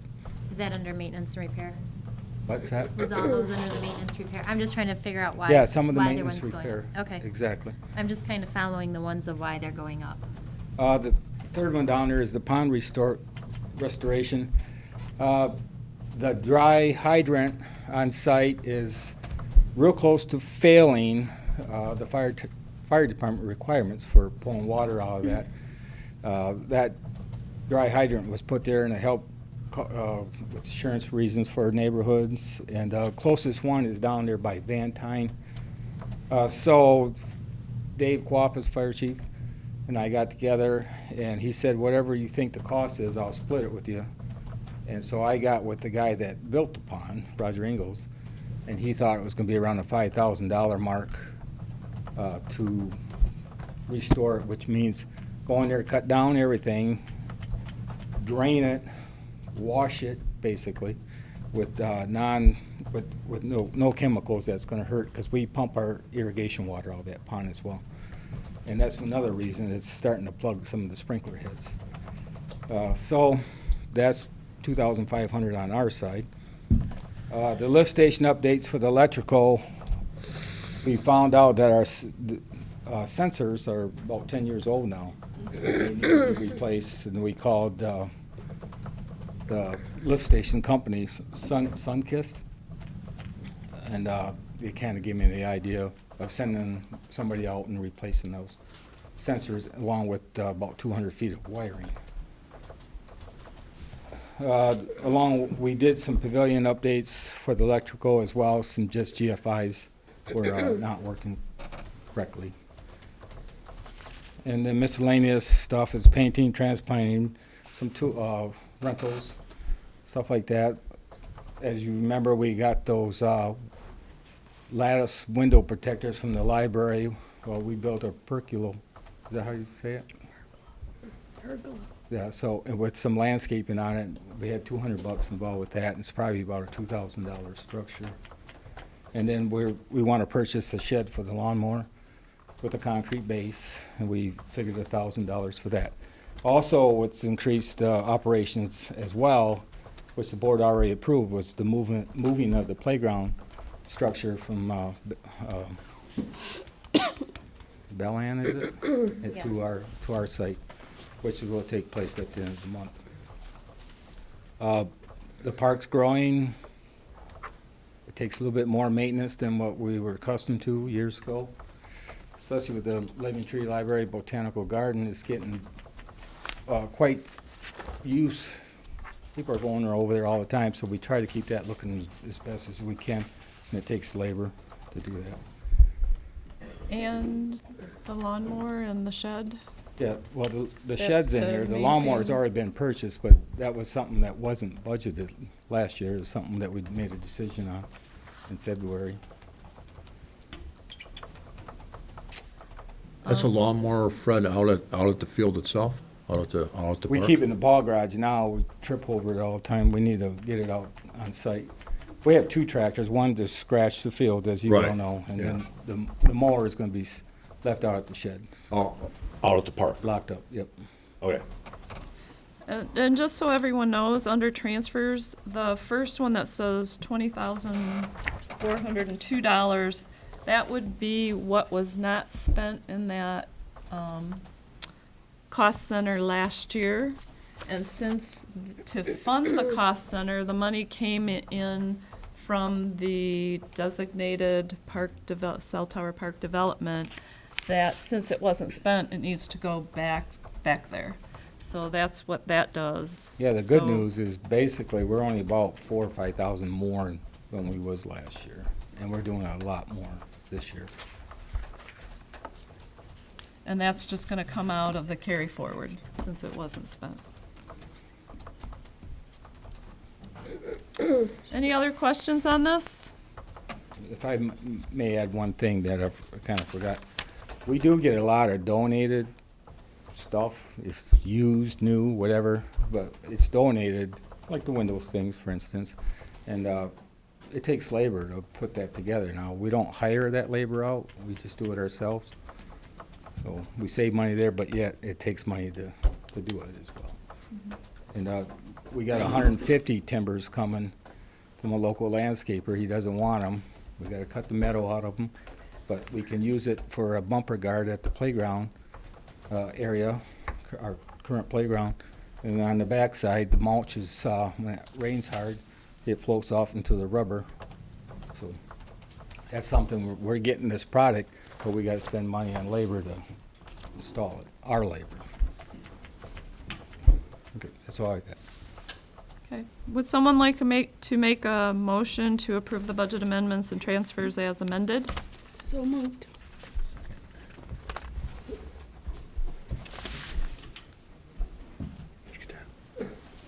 Okay, did anyone have, I heard you.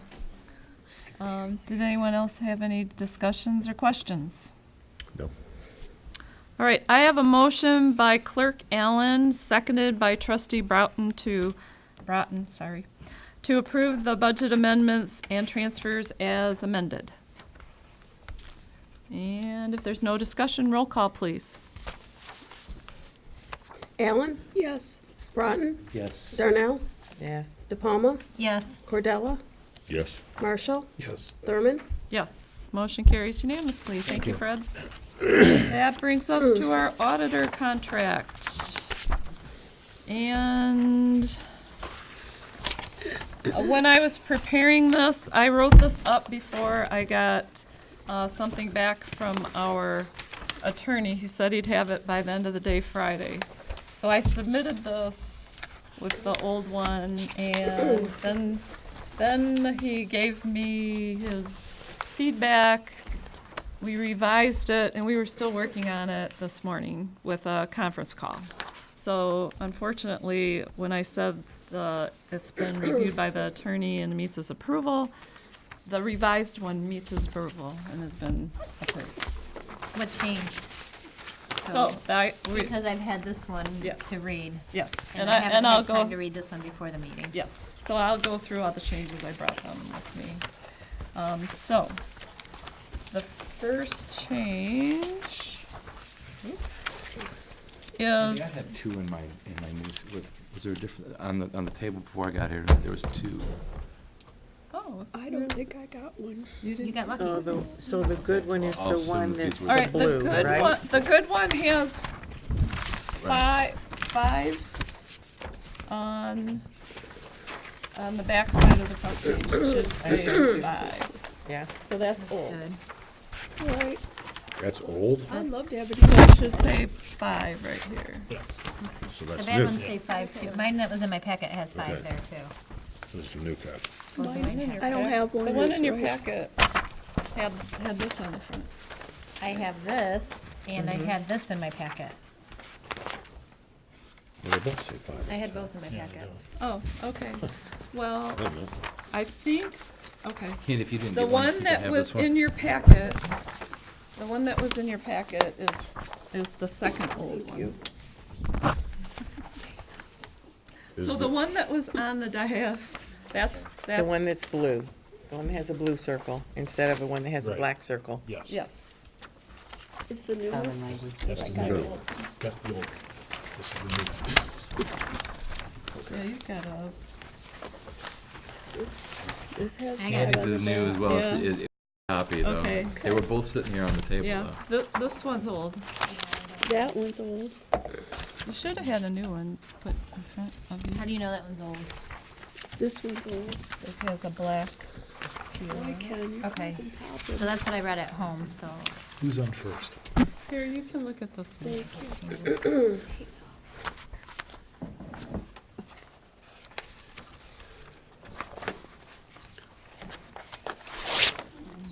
That's the old one. Okay. So the first change would be on page 2. And 5, there's now a different clause for 5. 5 is Brandon Township's representations, understandings, and warrants. That was not in either of the first 2. That was requested by the auditing firm. So. And that was read over by the township attorney.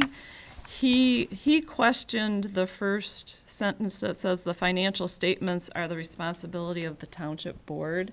And we had a discussion regarding that, and Ken, maybe you can let us know what exactly that means.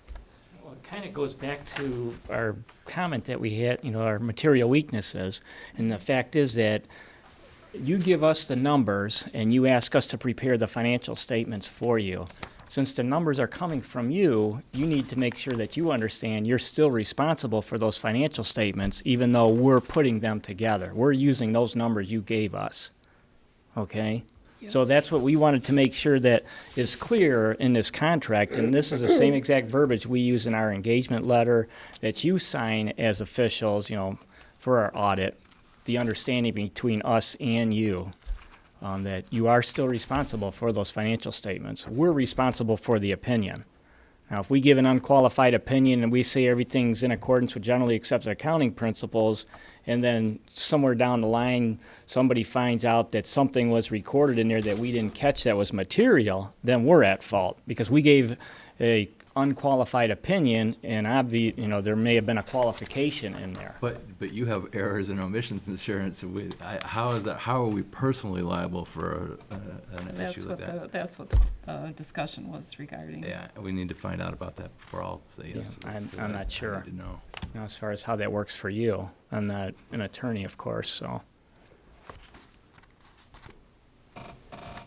But this language is in all your other contracts and. Absolutely, yeah. I mean, it's standard language for all CPAs, all auditors, when they're doing an audit for somebody. The other misconception is a lot of times people think, well, they're looking for fraud, they're looking for embezzlement. That's not what we're looking for. We're just verifying that your numbers are in accordance with generally accepted accounting principles. If you want somebody to look for fraud or embezzlement, specifically just do that, then you need to hire a fraud specialist, okay? Now, if we run across something that looks a little fishy and doesn't smell right, then we're definitely required to look deeper into it and to let you know about it. And if we think there is something going on, we're required to go directly to the state of Michigan Department of Treasury, which is also spelled out in here, that you understand that. Just out of curiosity, don't, you guys are always given the numbers, aren't you, by companies that want to be Yes. audited? Yep, yep, I mean, we're talking all the way up to the biggest companies in the world. They give you the numbers. yep. You guys, as an auditing firm, do the audit, come back and say, yep, everything's pretty cool, or nope, we had a problem with this, and Right. so Yep, on and as so far as forth. how things are being recorded. So how do they cover themselves? The How many kind of client? problems that we were just talking about? Are you talking about the client, Chris, or the CPA? The client. How do they cover themselves? Yeah, for any kind of problems that we gave you the wrong numbers. I would assume You guys are not liable, right? You just said you're not liable. We're liable because we gave you the wrong numbers, right? Right. Well, Okay. yeah, Well, how do big companies cover themselves? through insurance. Okay, so they Yeah. buy insurance. Yeah, yeah. Okay, that's Liability that's what I was insurance. getting at. Sure. Okay, thanks. Okay, then, since we added a different section 5, the old section 5 is now 6, the old section 6 is now 7, and if you look at section 7, Freedom of Information Act, we changed, where are we here? Where it says, auditor acknowledges that all information contained in its audits and written reports, memoranda, et cetera. We took out memoranda, et cetera, and just took out that part of it. And that was a request by the auditing firm, and it was okayed by the township attorney. And moving on, miscellaneous was 7, now it's 8. So that's it for the contract part, so, Well, no, the number 8 was added that Bob was talking about here. oh, okay. Yeah, that was added on to the one that was in your packet, I believe. But we did add indemnification. Auditor shall indemnify and hold harmless township and its elected officials, employees, and agents against any penalties, interest, losses, claims, damages, or liabilities in connection with the performance of the services that are subject to this agreement to the extent auditor's errors of omissions or commission result in such claims, or except to the extent that any such claims are determined to have resulted from the gross negligence, bad faith, willful misfeasance, or reckless disregard by indemnities of their obligations or duties. Pretty tough stuff in there. So I guess the question is, if we have that clause, it's basically, if you, I'll give you an example. okay, thank Let's say somebody was suing the township for $6 million, and it looked like they were going to win that lawsuit. And let's say the attorney told us about that, and we didn't suggest to you that that needs to be put in your financial statements. That's something that would be reckless on our part. Okay, and if, say, we still gave you an unqualified opinion, said everything's great out here at Brandon Township, got lazy and didn't want to look deeper into any lawsuits or anything like that, there'd be a $6 million liability that should be in your financial statements. If we didn't suggest to you that you need to get that in there, that'd be something you could come back at us and say, Ken, why didn't you tell, this came up in your audit, why didn't you tell us about it? I think that's what the attorney's trying to get at, as far as us indemnifying you, saying, we're not going to come back after you for that. So then going back to what I was asking earlier, because you identified 3 specific weaknesses, and us as a board say, well, we're just going to let that slide, it still falls back on us. In that particular case, that. Because you've identified them as weaknesses. Right? And Right. we've basically seen fit to say, we're not worried about it. So that falls back on the township. I don't know if I would say you're saying you're not worried about it. Well, if we Well, say we're we're not not fixing it. going to address it, we're not going to fix it, That's correct. That's what I was getting at with regards to buying insurance. Right. but in that case, I'm not even sure insurance would cover it, because we've been told of the shortcoming, and we're not addressing it. But I guess we have to look at what the penalty is. Because if you're talking about, I'm not doing jail time. Not doing But it. if 95% of the township of our size are doing the same But do thing. 2 wrongs make a right? I mean, that's, or 95% of the wrongs make a right. Okay, so who is the governing body over audits? Well, there's really not a governing body per se. There's a body that we get our, I guess you could say, marching orders from, our standard setters, okay, which is the GASB board, which deals with governmental, the AICPA, American Institute of Certified Public Accountants, where they come out with these different GASBs and standards that says, here's how we should record these types of transactions. Here's how they should be put into your balance sheet. Here's how they should be put into your statement of activities. So what would their position be on our material weaknesses? They should be fixed. I mean, if there's 95% that have this as Same material, problem. same problem, Right. what is their recourse for us having that problem? It's really your decision. There's You know, no what recourse. type of risk you want to take. Right, it's a risk you want to take, and when you hear about companies getting into, I mean, everybody heard about Enron all the years ago and all that stuff. That's because it's a public company, and, you know, then you get into the SEC rules, you get into the people who own it had an issue with it, where, you know, we're a township, so the residents could have an issue with it, but, I mean, that's where, if you guys are asking, can anybody come after us because we didn't fix them, but, I mean, the AICPA and the GASB that I know of, they're gonna say you should be fixing your material weaknesses, that's why they've been reported to you. So if we choose not to fix them, then that's our liability. But in the case where it was a $6 million liability that didn't get put in by the auditor, Right. then that falls on him. Right, exactly. So Right. I think that's where the. And that's where the I'm saying difference as a is. board member is if there's material weakness, I think we should fix it the best we can. Because that falls on Or at us least then, because we're the improve it. board. Or at least Well, improve, which may be something we need to discuss. Well, no, I Because that already falls wrote on down us. that we're bringing that Okay. back. Right. Yep. Because that falls on us as the board. We were Right. the ones that said, okay, we're okay with it, and it's the financial statements, and we're the board members. So, Okay, You any get other? more trouble in your work. to be honest with you. You know, most CPAs don't like to even talk about this stuff. It's so complicated. All right, are we good then with the indemnification clause? Okay, so let's go on to our Exhibit A. On Exhibit A,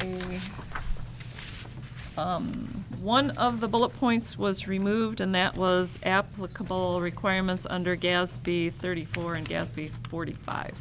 And you said they aren't anymore, so how, Well, there's not, when he said the auditor shall specifically address the requirements of and be in compliance with all of the following, there's really nothing under GASB 34 or GASB 45 that we have to be in compliance with, if you will. Again, it's the financial statements that those two standards talk about on how the balance sheet should be put together, how the income statement should be put together. It's all in accordance with the generally accepted accounting principles. but you're gonna Standards. follow the GASBs. I think, wasn't 34 and 45 the old, what were those ones? Were those the old? 34 was the new institution of having your financial statement shown as modified cash and full Right. accrual. We have to show both.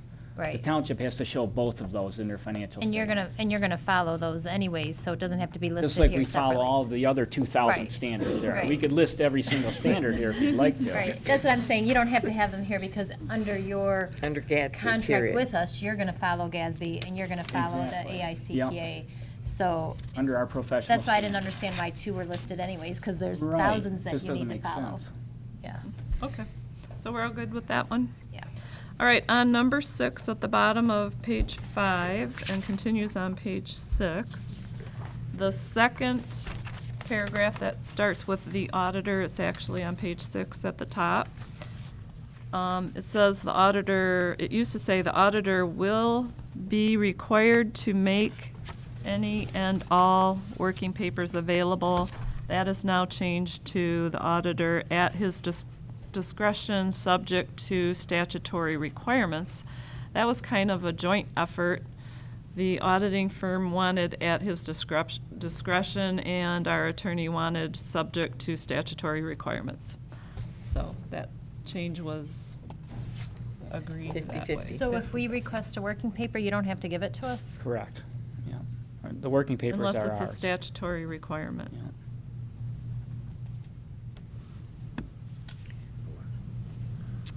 I'm not trying to be a hard nose on this, No, but that's this has fine. to go to our malpractice carrier, and they have to approve it also. So I was just thinking of what our attorneys are going to say in response to your attorney. Okay, the 5th bullet point used to say final printed and bound reports by first Monday in June, and that is changed to draft printed and bound reports by first Monday in June. And then we added another bullet point after the presentation of audit on the first Monday in June, and that one you can read after Township Board receives audit at board meeting. Auditor will provide final reports to the board by first meeting in July. And Ken brought our final reports with him tonight. And he probably gave them to you already, or, You got them. well, he was trying to get them to you, but you weren't in your office. So if you don't have them, I I'll have hand them. them out tomorrow. Okay. And then completion of the F65. The old one had F065, and it's just F65. And that's it.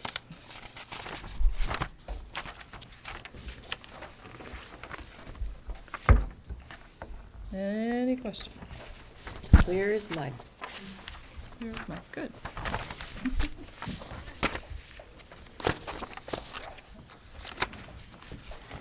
Do you want to take that? Just make- Yeah.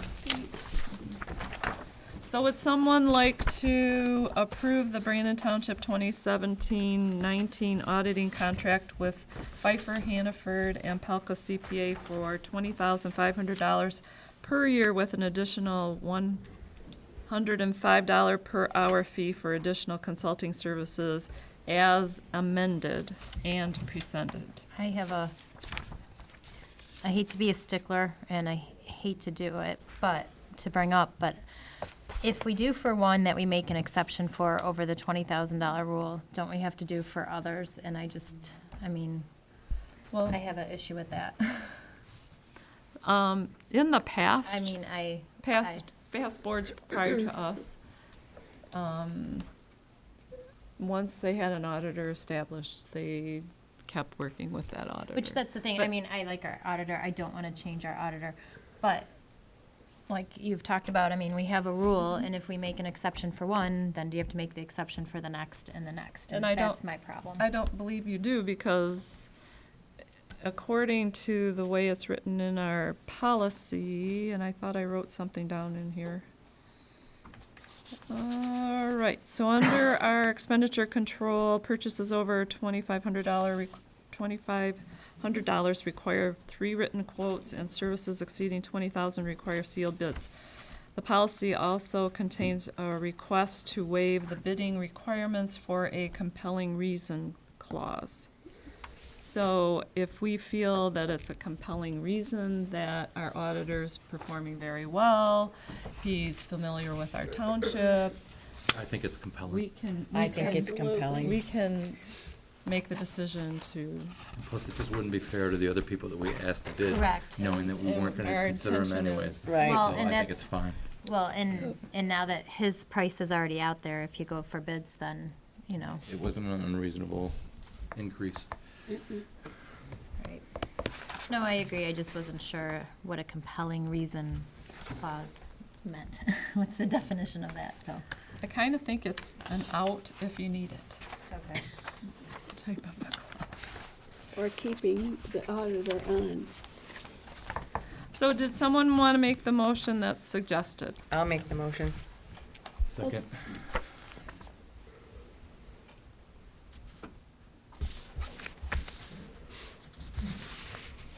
All right, I have a motion by Treasurer Darnell, seconded by Trustee Broughton, to approve the Brandon Township 2017 through 2019 auditing contract with Pfeiffer, Hannaford, and Palka CPAs for $20,500 per year with an additional $105 per hour fee for additional consulting services as amended and presented. I have one last question.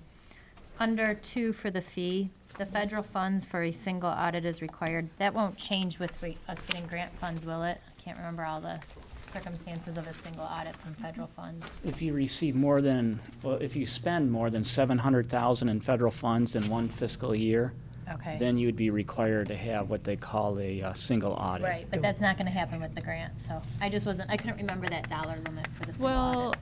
okay, so we're going to do a paving project, a $2 million paving project, and the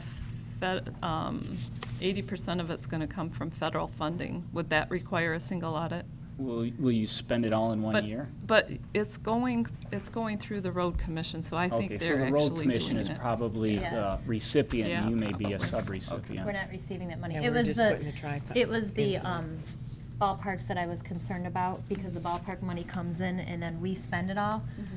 But I couldn't remember just the dollar limit of the single audit, so we'll be fine, because that's not over 700,000, Right. so. I wouldn't think so. Right. Okay. That was my only question, because Okay. then fees would be more. Any other questions or discussion? All right, let's do a roll call, please. Broughton, Yes. Darnell, Yes. DePalma, Yes. Cordella, Yes. Marshall, Yes. Allen. Yes. Thurman. Yes, it's unanimous. Thank you very much, everybody. Really appreciate it. Yeah, and just to let everyone know, we had an auditing firm that was less money. Well, first, we had an auditing firm that was a lot more money. So we went out to bid, and we chose the other end of the spectrum and took the auditing firm that was at the lower end, and we just didn't get a good audit from them. So we're very happy to have you. Thank you very much. Appreciate your All right, thank you very much, Ken, support. for coming tonight. Good night, everybody. Good night. Drive safe.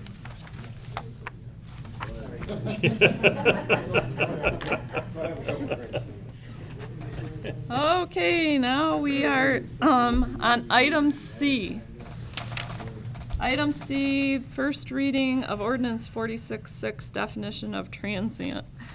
And the building director said, this is self-explanatory, there shouldn't be any questions, and already we're getting questions.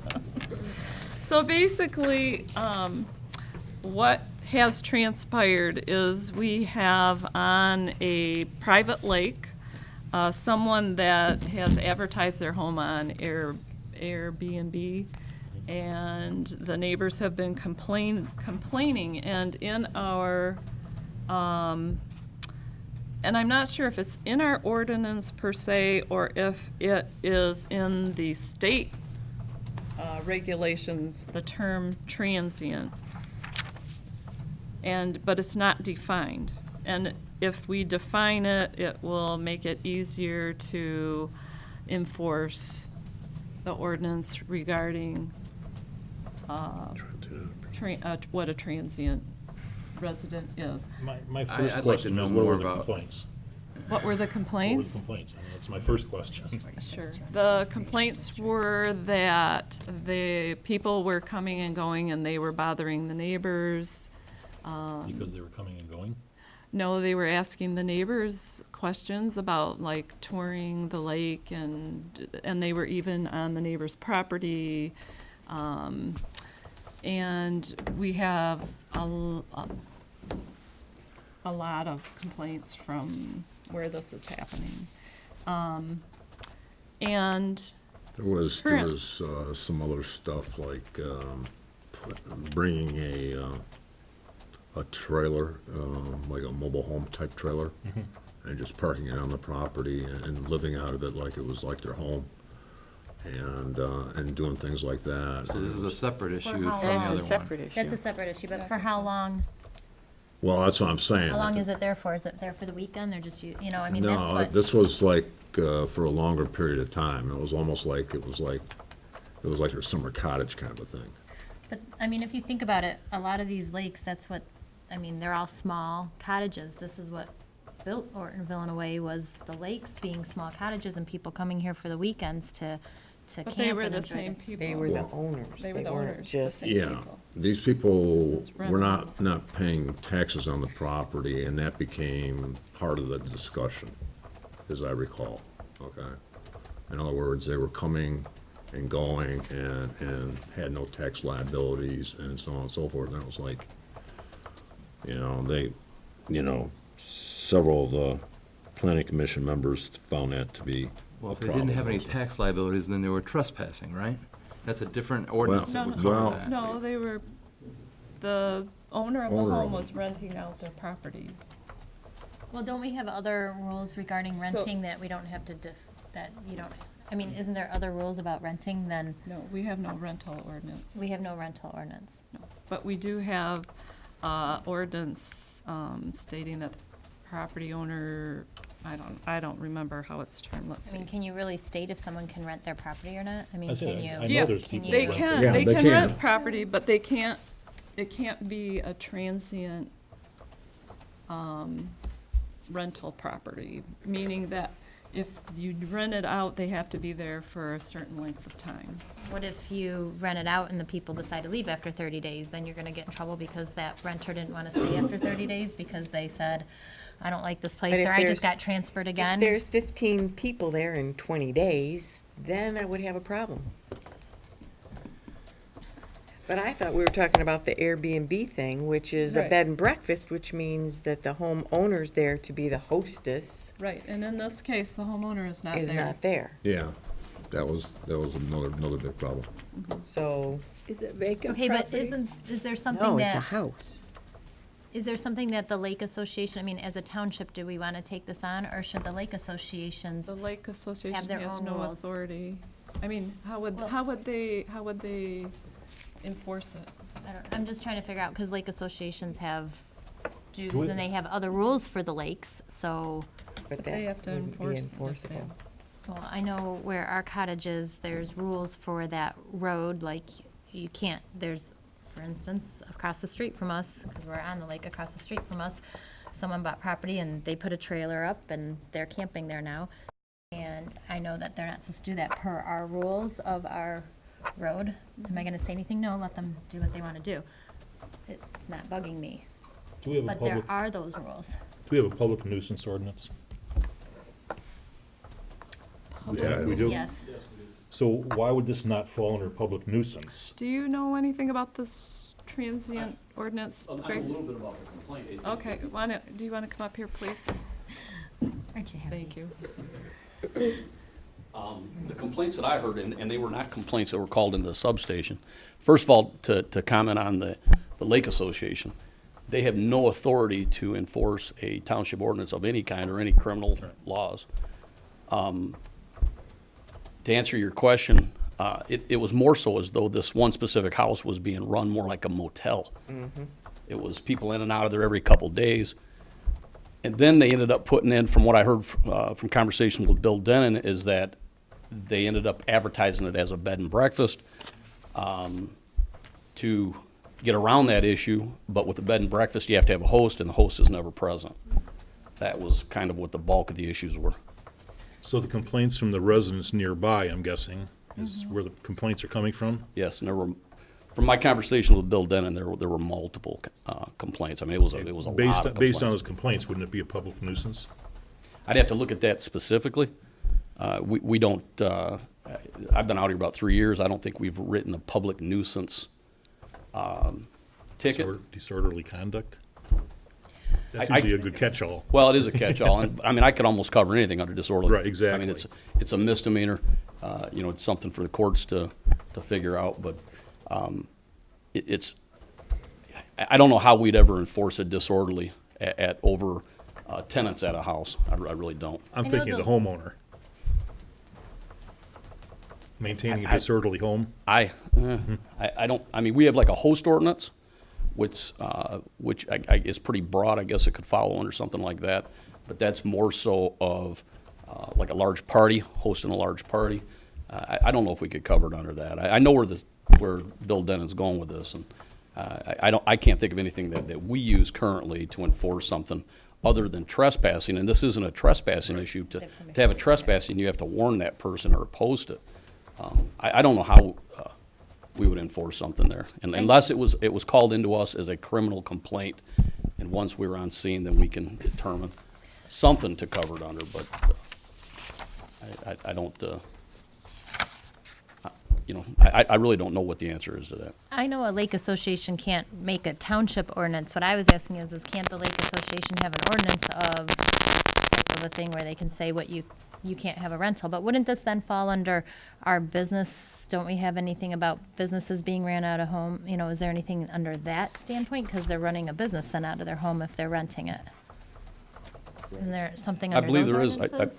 I believe there is something as far as that goes, because Right. we had over off of Bald Eagle Lake, we had a complaint not long ago of somebody running a salon out of there, and it was a neighbor that wasn't happy with them. And there were issues with that, but as long as the person's licensed, I don't know that you can stop that. Right, I'm just trying to figure out, because the transient then, does that, when I look up transient in our ordinances, because they're online. It's not in there. No, there is. If you go to our Brandon Township ordinances, this is what I was looking up on my phone, if everybody wonders why I was on my phone, and you search transient, it's under 46-212 Recreation District, and I don't know what it reads above it, because it just gives me, let me see. They're wanting to add this under just the definitions because it's a start of moving forward with then adding an ordinance based on our definitions clause. And I just want to be sure that it seems like every time we have a complaint, and this is a single property, we're going to pass another ordinance. Right. And I want to get away from doing that. Right, because every time There's you got to get be a- a way that this is already covered under our existing ordinances. And it's saying, based on what Greg said, it sounds like running this as a business is a problem. And so we'll just handle it that way. Well, and transient, so far as in our Code of Ordinances, reading campgrounds and recreational vehicle parks shall be limited transient recreation purposes, which would mean 30 days, which Clearwater is longer than 30 days, because some people stay at Clearwater for the whole summer. So then if you make transient define as 30 days, then you're gonna tell someone can't stay at And that was Clearwater my for longer second, than 30 that was my days. second note I've got written here is how is that going to affect the Clearwater group? And Right, because transient's in there for them. So that's why I said, where is transient, if we define this, where is it going to affect in our ordinances? And I searched, there was 3 places that said transient, so that was the one. And then, let me see if I can find where the other one was. Application and regulations, campgrounds and recreational vehicle parks shall be limited to transient recreation purposes. Retail service and utility uses shall be limited. So again, you're gonna change Clearwaters to mean 30 days only, and people stay there longer than that. Well, even if you make something 30 days, even for a legal eviction, you have to, they can have up to another 30 to 60 days, even if you legally allow them to live there for 2 weeks or longer, you have to legally evict them, which could take another 30 days or longer before you can even legally remove them from the home. And the third one has something to do with mechanical, so that's governor's speed regulation under steady state and transient conditions, that's something to do with something in mechanical, so that's nothing to do with. Yeah, my concern is what are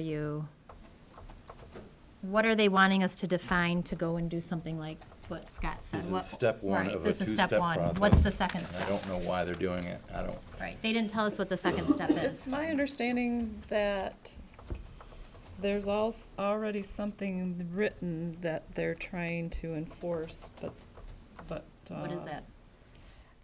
That's what I'm not sure if it's a state law or if it's our ordinance. Chris, do you know what that So is? that- What's the? I was just trying to think about exactly, what was said by Bill on that. And I think there is a tie-in to something, but I don't have the specifics. Well, we couldn't 'Cause I pass know- anything to impact state law anyway. Right. Well, because I know at one of our Or maybe- joint meetings when we sat with the planning commission, we talked about, do we want to do something where the people are going and putting their trailers on and Right. leaving it there for the summer, but then also what about hunting cabins, or not hunting cabins, but if someone just has hunting lands and Right. they go there with their trailer and they want to stay there for 30 days because they get the winter off because they're construction And if workers. this is leading to that. then, Yeah, that's my concern, is it leading to This was a that? separate That- topic. that Well, But it they were could lead to kind of that. like the ABB thing, or what'd you call it? Is that what it is? Airbnb. Yeah, Airbnb, and then it did segue into exactly what Dana's talking about, okay? And there was a few instances, I believe, where people had empty lots or a lot right next to their home or room next to their home where they were allowing people to come in and use that property, and the people wouldn't be around at the time. They would be out of town, whatever, and then there would be complaints due to stuff like that. And that's what they were afraid was really gonna get out of control. I mean, you can have the complaints all you want. I mean, if you had one neighbor that made 30 complaints against I'm just saying. one address, I mean, you can allow whoever you want to stay or live on your property as long as they have permission. I mean, I don't know how you'd legally enforce it. I am really don't. disinclined to dictate to anybody what they can and cannot do with their property within reason.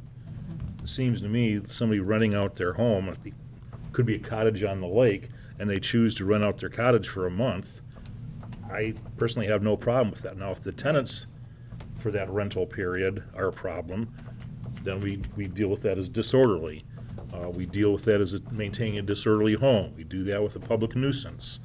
I am really disinclined to tell people what they can and cannot do with their property.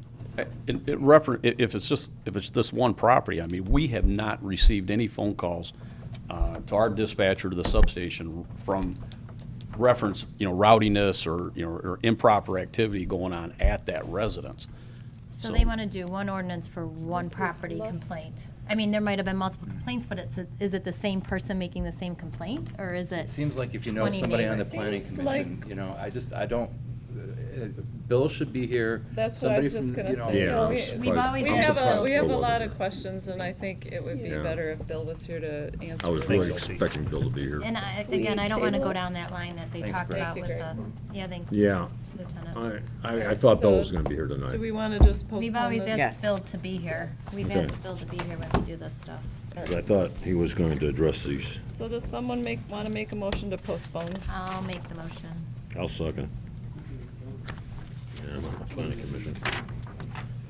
Because like I say, I heard about it one time, and I didn't get a lot of the Then information. we'll just postpone this to our next meeting.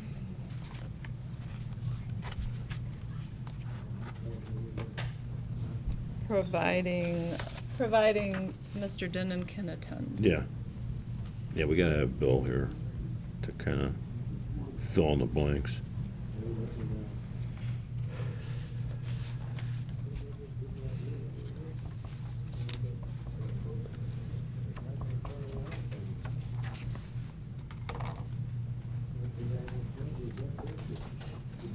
Okay, so I have a motion by trustee DePalma, seconded by trustee Cordella to postpone this item to the next meeting. Mr. Denon can attend.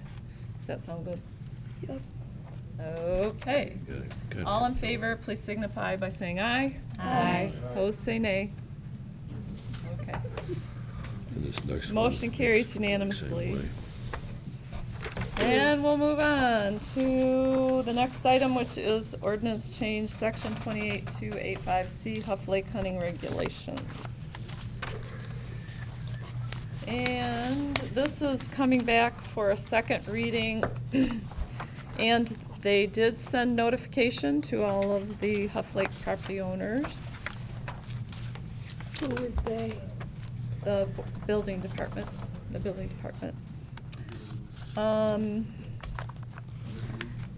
The question in front of us is to add Huff Lake to the hunting rules and regulations as far as prohibiting hunting.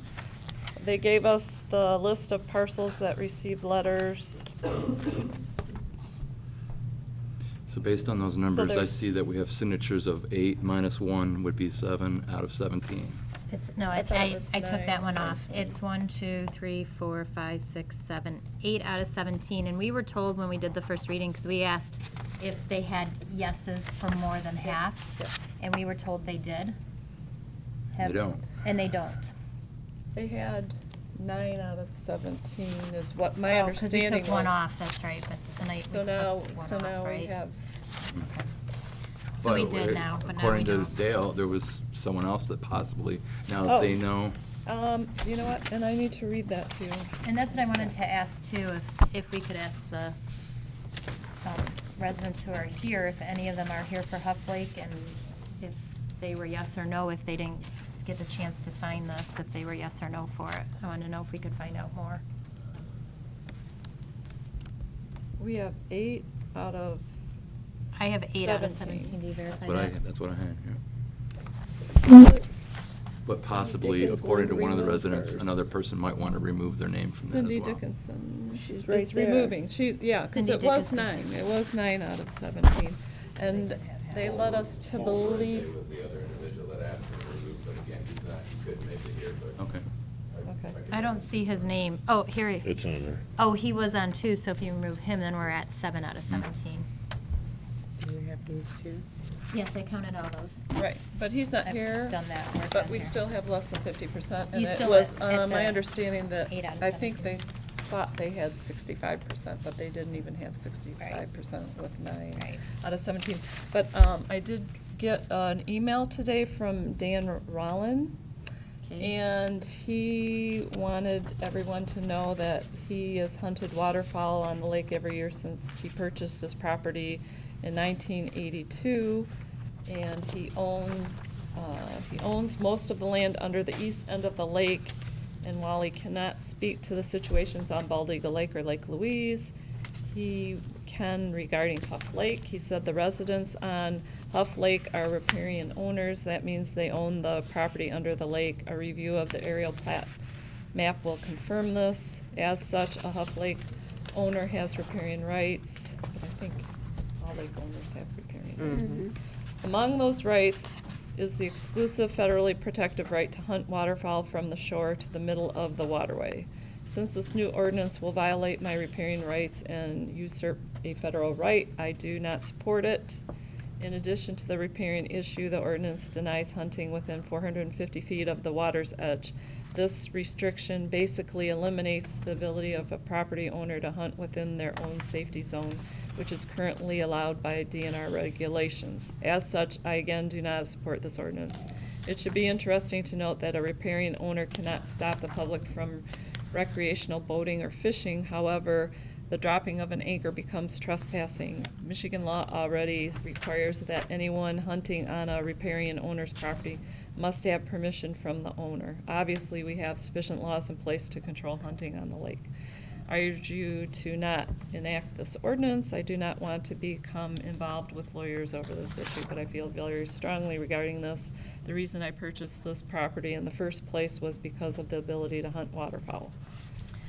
I can say I'm glad that we requested letters to go out, because it doesn't seem like everybody knew what it Right. was asking for. Wasn't with it, clear, right. It wasn't clear, and that's why. Kathy, I'm looking here at this last weekend's Citizen. It has a, sorry, Susan, but a shamefully misleading headline, but the message was clear. Like, Greg and his group can write a ticket for somebody who recklessly discharges a firearm. We do not need to have extra ordinances for that. Yeah, but that's a different issue. No, it's not, because this all came up because somebody was complaining about the way the guns were being fired on the lake. And yeah. I'm saying that Greg can write a ticket if they are if they are reckless. If they're not following the correct rules, Right. correct. Yep.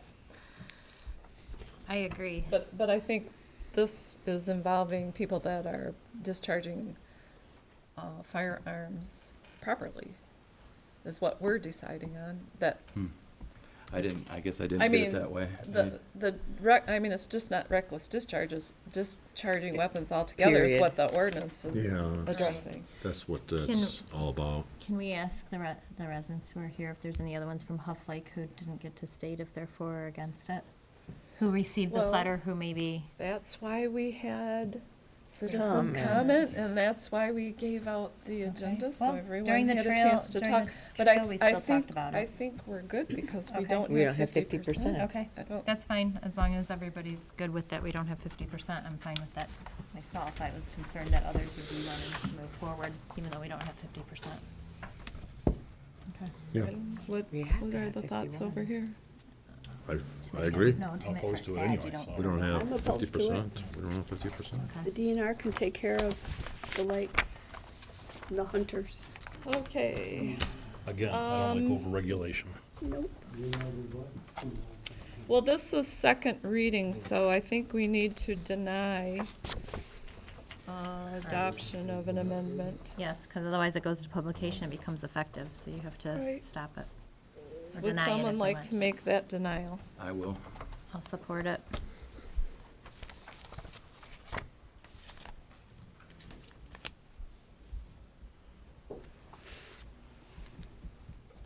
All right, I have a motion by trustee Bratton to deny, and that's seconded by trustee DePalma, to deny adoption or second reading, an amendment to the Code of Ordinances, Chapter 28, Article 6, Division 2, Weapons, to include and modify Section 28-85C, adding Huff Lake to hunting rules and regulations per attached into the Code of Ordinances, Charter Township of Brandon, Oakland County, Michigan. Any further discussion? Roll call, please. DePalma, Yes. Cordella, Yes. Marshall, Yes. Allen, Yes. Broughton, Yes. Darnell, It's yes to deny it? Yes. Okay, yes. Thurman, Yes, motion carries Yes, but unanimously. I know, it's like it's yes to deny, right? I started that off right. Alrighty. Next, we have a revised meeting and holiday calendar. So we're changing. This is real easy. Bye, everybody. Bye, have a good night. I guess they didn't care about your part there. No, it's okay. Your son wants us to end the meeting. I warned him, I don't know. Okay, It's okay, let's, don't worry about it. let's Short and resume easy. on item E. The first calendar that we approved had a wrong date for November. Veterans Day was going to be on Monday. And by our policy, if you look on the back, it's, if the holiday falls on a Saturday, you have the Friday off. If it falls on a Sunday, you have Monday off. I'll make the motion to make the change. Thanks, Dana, I'll support. Just, and me too, why did I have a new one on the table today versus what was in the packet? I don't know. Okay. Maybe they thought you didn't get it in your packet. Oh, okay. You're special, Scott. You, yeah, 'cause you picked up Kathy, your packet earlier. You know, just a quick question here. We're talking about the schedule. I'm a little confused with the September 5th day. I always thought that we would go, you know, if there was a conflict due to the Monday being a holiday, we would go revert back like we have this to the following Monday. And I'm looking at this and I'm kind of going like, okay, what, is there just, I'm just curious, is there Why a are reason? we having our meeting on Tuesday Yeah. instead of Monday? The following Monday, a week later. What- Just wondering, is there Well, something July happened the used to following be the Monday? same way. July was, if we met on a Monday and it was a holiday, then we would have our meeting the next night. On But we had Tuesday. some trustees didn't want that. Because they were on And they asked- vacation. Right, and they asked to move it a week. Oh, okay. Nobody's asked to So move that's it standard September. procedure. So, yeah, general Right. It's not procedure. always you revert back to the following Monday. Right. Right, Right. Labor Day Good school. enough, good enough. Labor That's Day, it, that's it. well, I was just gonna tell you why 4th of July happens and the rest typically So doesn't. you go on vacation. Labor We Day, know. the kids are in school, so I'm not back. You know, Labor Day, the kids are in school, everybody's back. 4th of July is middle of summer vacations. So Okay. Labor Day's back at school. Just wondering, I'm just wondering why we changed it up a little bit. Or what I thought was a change. It turns out it's not, so, okay. So I have a motion by trustee DePalma, seconded by trustee Bratton to make the. No, Good? Clerk Allen supported that. Oh, good, thank you. You've been seconding a lot Yeah. too, But, so she's. yes. Scott did say he liked it. To make the change to the Brandon Township 2017 meeting and holiday schedule as presented. There you go. Is that what Yep. it is? Yep.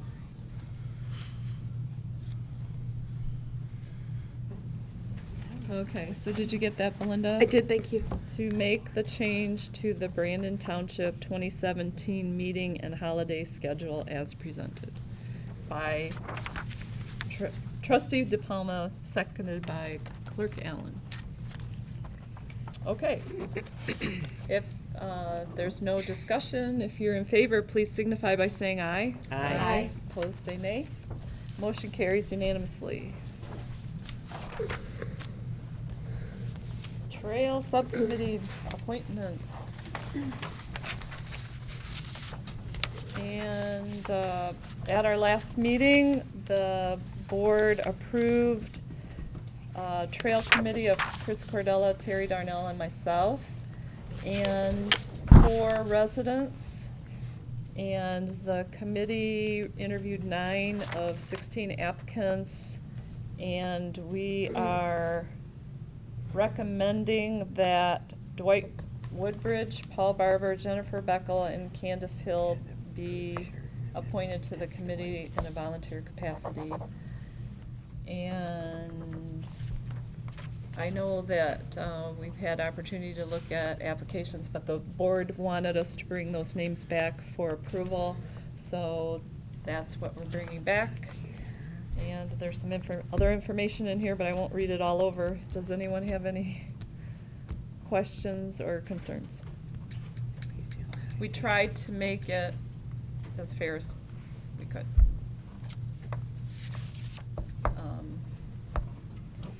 So would someone like to make the motion that's being presented?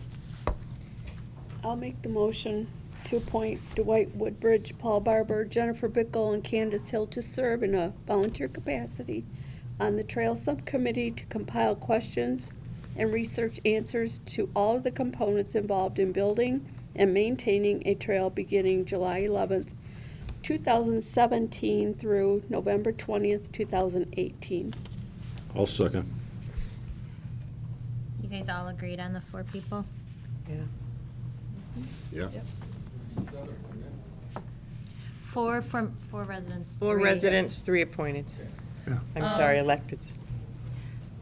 Is it We pretty- did, I mean, it wasn't it wasn't any of our original picks, but we all compromised. Duked it out. Are they pretty well, because I was trying to go through seeing who's in favor, who's not in favor of trails, who could be in favor depending on things. I'm just trying to see, is this a pretty fair split of, I don't want to see it all to one end of, these people are in favor no matter if, ands, or buts, or these people aren't in favor no matter if, ands, or buts. Are they pretty? We That's thought what, so, yes. that's what our whole discussion Yes. was about. And We then tried to 4 of them make are it- I pretty- reviewed them all, and That's I what think it it's, was all about.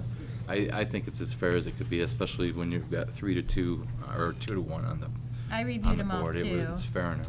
My question though is you got rid of a lot of people because they couldn't do day meetings. Why wouldn't you consider evening meetings? Is there a reason for that? That part I had a problem with too, just Yeah. in general. I don't think we should be making that a requisite of anything that we're inviting the public to, that they, I mean, we're Right. pretty much disenfranchising anybody that works, and that's Right. not a good thing. But I think moving, with the trail thing, we're fine, but we shouldn't make that a requirement moving forward.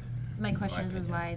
why was that a requirement? In my mind, it was because these people could give more time. The 3 of us preferred to do afternoon meetings. And that's what it came down to. It was an incredibly fair process, I thought. I thought that, we had gloves you know, Duked it out. we had people that were, I mean, during the interview process, stood right up and said, I'm against it. I mean, it doesn't get any against trails more than that, you See, I know. didn't see that when I looked at the applicants. I know, So I that's know. where It I wasn't wanna on, go. it wasn't on the application, but Terry was there during the interview as well as Kathy was. And Okay. the lady came out and basically said, me and him are definitely against trails. I'm not gonna name the other person. And then it went from there. And there was 2 people that we thought were incredibly neutral and 1 person that was positive. So that's how we came up with the 4. What was really good about the interview process Right. is at the end of it, they all said, well, if I'm not chosen, I'll still help. I'll still help. If you want to call on me, I'll still do what I can to help. And it was a very good It was an incredible group meeting. of people. They were all qualified. Are you going to have the meetings be open meetings where any of us can be there, but then there's a They're quorum? Or are Oh. they gonna be, We went through this before. If it's an open Yeah, it doesn't meeting, matter. you can come. It's just you can't participate Right. in the meeting. You can but I can observe. listen, I can Yeah, observe. you can be a Right, because as long resident. as you make it an open meeting, Yeah. I can, Yeah. okay. They And all you're have gonna to make be. it open for the other residents to come. Yeah. If they didn't get picked to be on the committee, but they can still Yep. come as a And- resident. and We what I- encourage that. They're gonna be all. We encourage that. Pre-listed for us to know about. So if we Yeah. had a Facebook page, you'd be saying trail meeting today. Correct. They're not gonna be kept No. in the, I- in the I- dark. Good luck with that. Might as well just have them all Actually, over I the asked, I Yeah. asked any of the ones that were at the meeting, and I didn't ask, and I can extend that out to the rest of them, but I asked them to let me know if they wanted to be on an email list of when the meetings were gonna be. Okay. But I only had one respond. I'd like to know when the meetings are gonna be, since I was gonna be on the committee, but then I stepped down. I'll let you so know. I'd like to know, I can't guarantee always with work, but I'd like to know when they are. Especially so I can get my questions all. Get them to us beforehand and we'll make sure to put them on. Not a problem. Okay. Okay, that was my only discussion items on it. All right, we have a Due motion on the diligence floor if we by Clerk Allen, seconded by Trustee Cordella, to approve Dwight Woodbridge, who is here in the audience if you haven't met him yet. I didn't see anybody else that we appointed here, or that we're recommending. Paul Barber, Jennifer Beckel, and Candace Hill to serve in a volunteer capacity on the Trail Subcommittee to compile questions and research answers to all of the components involved in building and maintaining a trail beginning July 11th, 2017 through November 20th, 2018. Is there any further discussion? Roll call, please. Marshall, Remaining consistent with my position on trails, no. Allen, Yes. Broughton, Yes. Darnell, Yes. DePalma, Yes. Cordella, Yes. Thurman. Yes, motion carries 6-1. Next, we have Principles of Township Governance of Excellence. So we adopted this with the prior board, and would someone like to make a motion to adopt the Charter Township of Brandon I'll make- Principles of Township Governance? I'll make that motion. Support. I have not questioning, I just like to know, is there a reason that is this something you do every year? Was there a reason for this, or? This is kind of suggested by MTA, Okay. And we don't do it every year, we just do it with the new board, correct? generally. Kind yes. of. Yeah. We're not real Well, when- functional. We did do it with the last trustee. Right, but I mean, we did it when the whole, Mhm. the 4-year Yes. term, I guess I should say. Yes. Mhm. It's, Does anybody have any questions or concerns? We have a motion by trustee DePalma, seconded by trustee Broughton, to adopt the charter. trustee Marshall, ma'am. Oh, I'm sorry. Scott, I'm giving you all This one I don't mind. Boys all way. I'm fine with that. Talented. Just sit there and smile. I heard Bob Marshall say. Sorry about that, Bob. That's Okay, I all have a motion by trustee DePalma, seconded by trustee Marshall, to adopt the Charter Township of Brandon Principles of Township Governance Excellence. And if there's no discussion, all in favor, please signify by saying aye. Aye. Opposed, say nay. Motion carries unanimously. Are we actually gonna be putting our signatures on a piece of paper somewhere, or? Yes. Yeah, you'll sign it. Yes. Okay, does it come down the row or something? No, Okay, it has to get printed. okay. It's Soon to be- special. Has to be Very pretty soon. paper. Okay, next is the county IT contract. The county sent this to me. They said, and then they gave me a phone call to let me know they sent it to me. So I thought it was important. And then the clerk calls them and said, well, we sent you the wrong one. They sent the wrong document. They actually sent the document between the IT company and Oakland County. Which was Not the county of 195 Brandon. pages long, which I had Right. sent you. Yeah. Right. I That read took every forever. word, Kathy. I did too. I looked at that attachment since going, I like, you was gotta gone be at kidding me. least. So this is the new one? This is the new one, and it's still pretty long, at, what, 56 pages? Right. Right. But there's no fees involved. They Right. don't charge us. The support we use every day. So what I. For what? Just so I don't know Includes what. online payments. Okay. Over-the-counter payments, payments of local taxes, remedial support services, OakNet connectivity, Columbus, which is mostly fire department. Police and fire. Yep. GIS data sharing, which building and art department But as uses. far as when they're taking a percentage of fees, that's only when somebody pays with credit card online, is that correct? And they pay at the county, right? Yes, that's That's not online. No, here. it's online. The online. But They- either they- at the online or county. at the county, either Yes, way, right? Yes. And it's not a big number, is it? It's a percentage of No, whatever I they meant- charge. How many? How much are we happen? losing by doing credit Exactly, cards? this is No, what we're not losing anything. It's Well, sure on we top are. of. Because we're paying them a percentage of what would have been No, ours altogether. no, if It's you an pay by additional credit card, you charge. pay more money. Yes, They pay an if your bill additional was 10 charge. bucks, they So would charge you they're only charging us a $10.02. percentage of that. Of the additional Of the charge. percentage. They're charging the Okay, then I'm person, not fine with us. that. Right, you'll pay more if you pay by So credit card. there is no cost to us. Correct. Correct. And there's not much change to this contract if you read it from before? We haven't had it before, They- even though. It was a.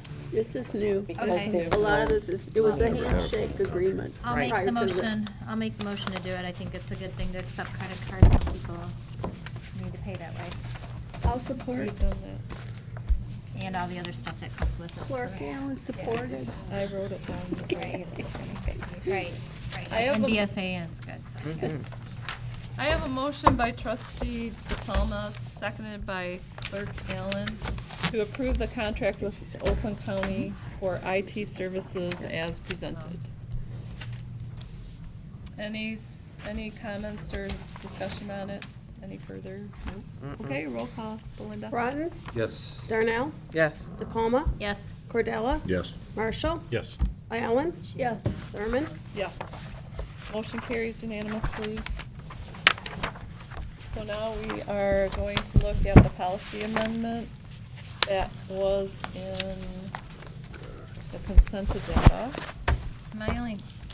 My question is what was supposed to be read? Because it said additions are Yeah. noted in red words or letters eliminated will be noted in the The strike. the lettering looks funny if you look at it. Oh, I gotcha. Yeah. Sorry, didn't.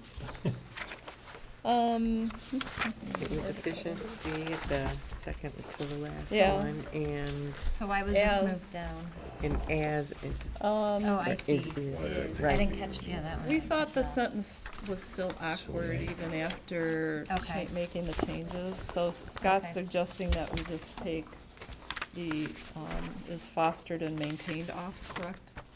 Yeah, that's what I suggested, because we're still sending the same message. We're saying Mm-hmm. the image of the township government is friendly, courteous, and efficient, and then just be done with it. Yep, 'cause I agree. Efficient.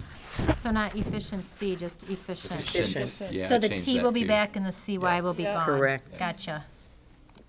Oh, because otherwise it's and efficiency Right, is it's- fostered and maintained. Yeah, it's just a little awkward. I so like that better, Since Scott. we're correcting it. I Might as well. Yep. So all officials and employees shall communicate with public in such a way that. Looks good to me. Township government is. Okay. These two things here, can you see that A there? Would someone like to make a motion to approve the proposed policy amendments A as to cross out amended? and instead of it So moved. as friendly, Second. courteous, and efficient. It's possible, it's, is friendly, courteous, and. Okay, so again, it's going to read, instead of, all officials and employees shall communicate with the public in such a way that the image of the township government is friendly, courteous, and efficiency is fostered and maintained, it will now read, all officials and employees shall communicate with the public in such a way that the image of the township government is friendly, courteous, and efficient. I take that back. Sounds good to me. And Really seen the Y. Treasurer Darnell made the motion. Trustee DePalma seconded the motion to Okay, they approve the crossed me out, proposed too. policy amendments as amended. Any questions?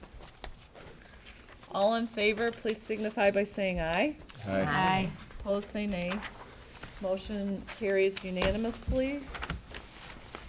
One last thing that's, I know it's, I can wait and talk about, somehow Fred snuck out of here without talking about his overtime hours. I want to make sure that at least you all are looking at these numbers where he's getting to, because we should have talked about it when he was here, and just make Yeah. sure Well, he's we getting have- over. We should have board comments. That would be a good. I'll do board that. I'll do it then. All right, next on our agenda, we have citizens' comments. So if there are any citizens, yes. Everybody wants to talk now. We waited a long time. Dwight Woodbridge, 151 Harbor Point. To your question on sewers, we have our water tested at Lake Louise annually, and our April 17 results were no E. coli detected, and that included down by the Ruth Johnson Dam. Good.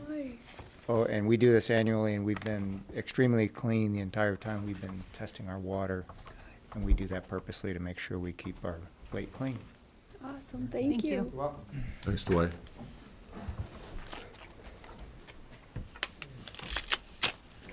I was up here before. Can you guys tell me, low IQ guy, in one-syllable words, what they said about can you shoot a gun or cannot shoot a gun? Or did you say it's not up to the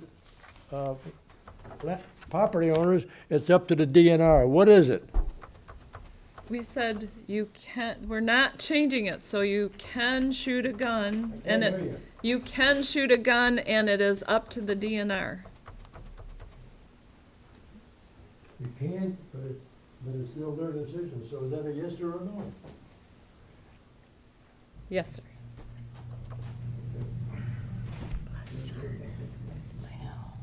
Joe, we can talk, after the meeting, we can talk more.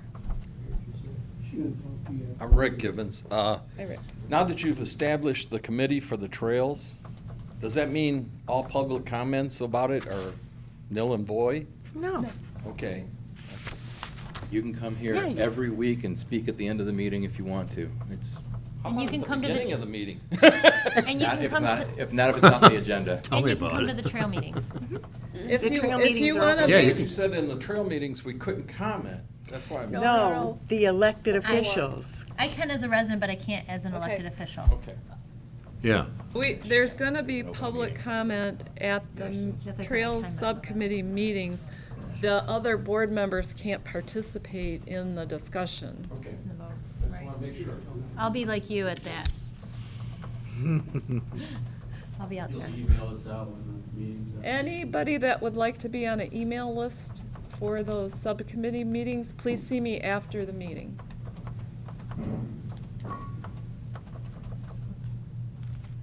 Is there anyone else? Yes.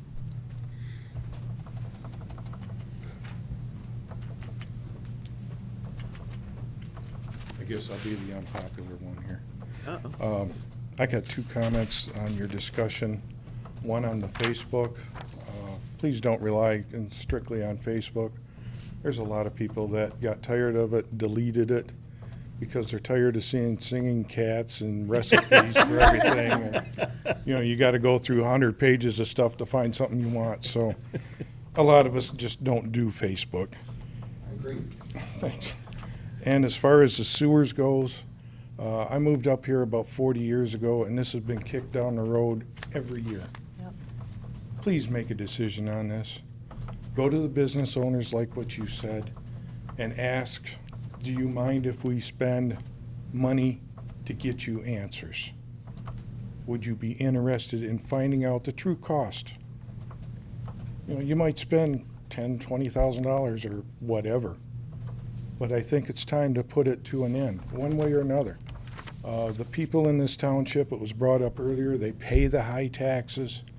If you want to eliminate some taxes, get a business district, develop part of M15, put the sewers in, let the business come in and pay tax. And I say this as a resident and as a former employee of the township. You see what other departments do as a fire department and how little their millage is, but how much they bring in for the low cost. And it's because of the business. You have a good chance to develop two areas in this township, M15 and Baldwin Road. They're great for traffic. They're the main roads. You could develop both of them and keep the rest of the township residential. But please, bite the bullet and make a decision one way or the other. Thanks. Eric, could you state your name for Oh, the? I'm sorry. I just assumed you all know me. Eric Chudlick. Thank you.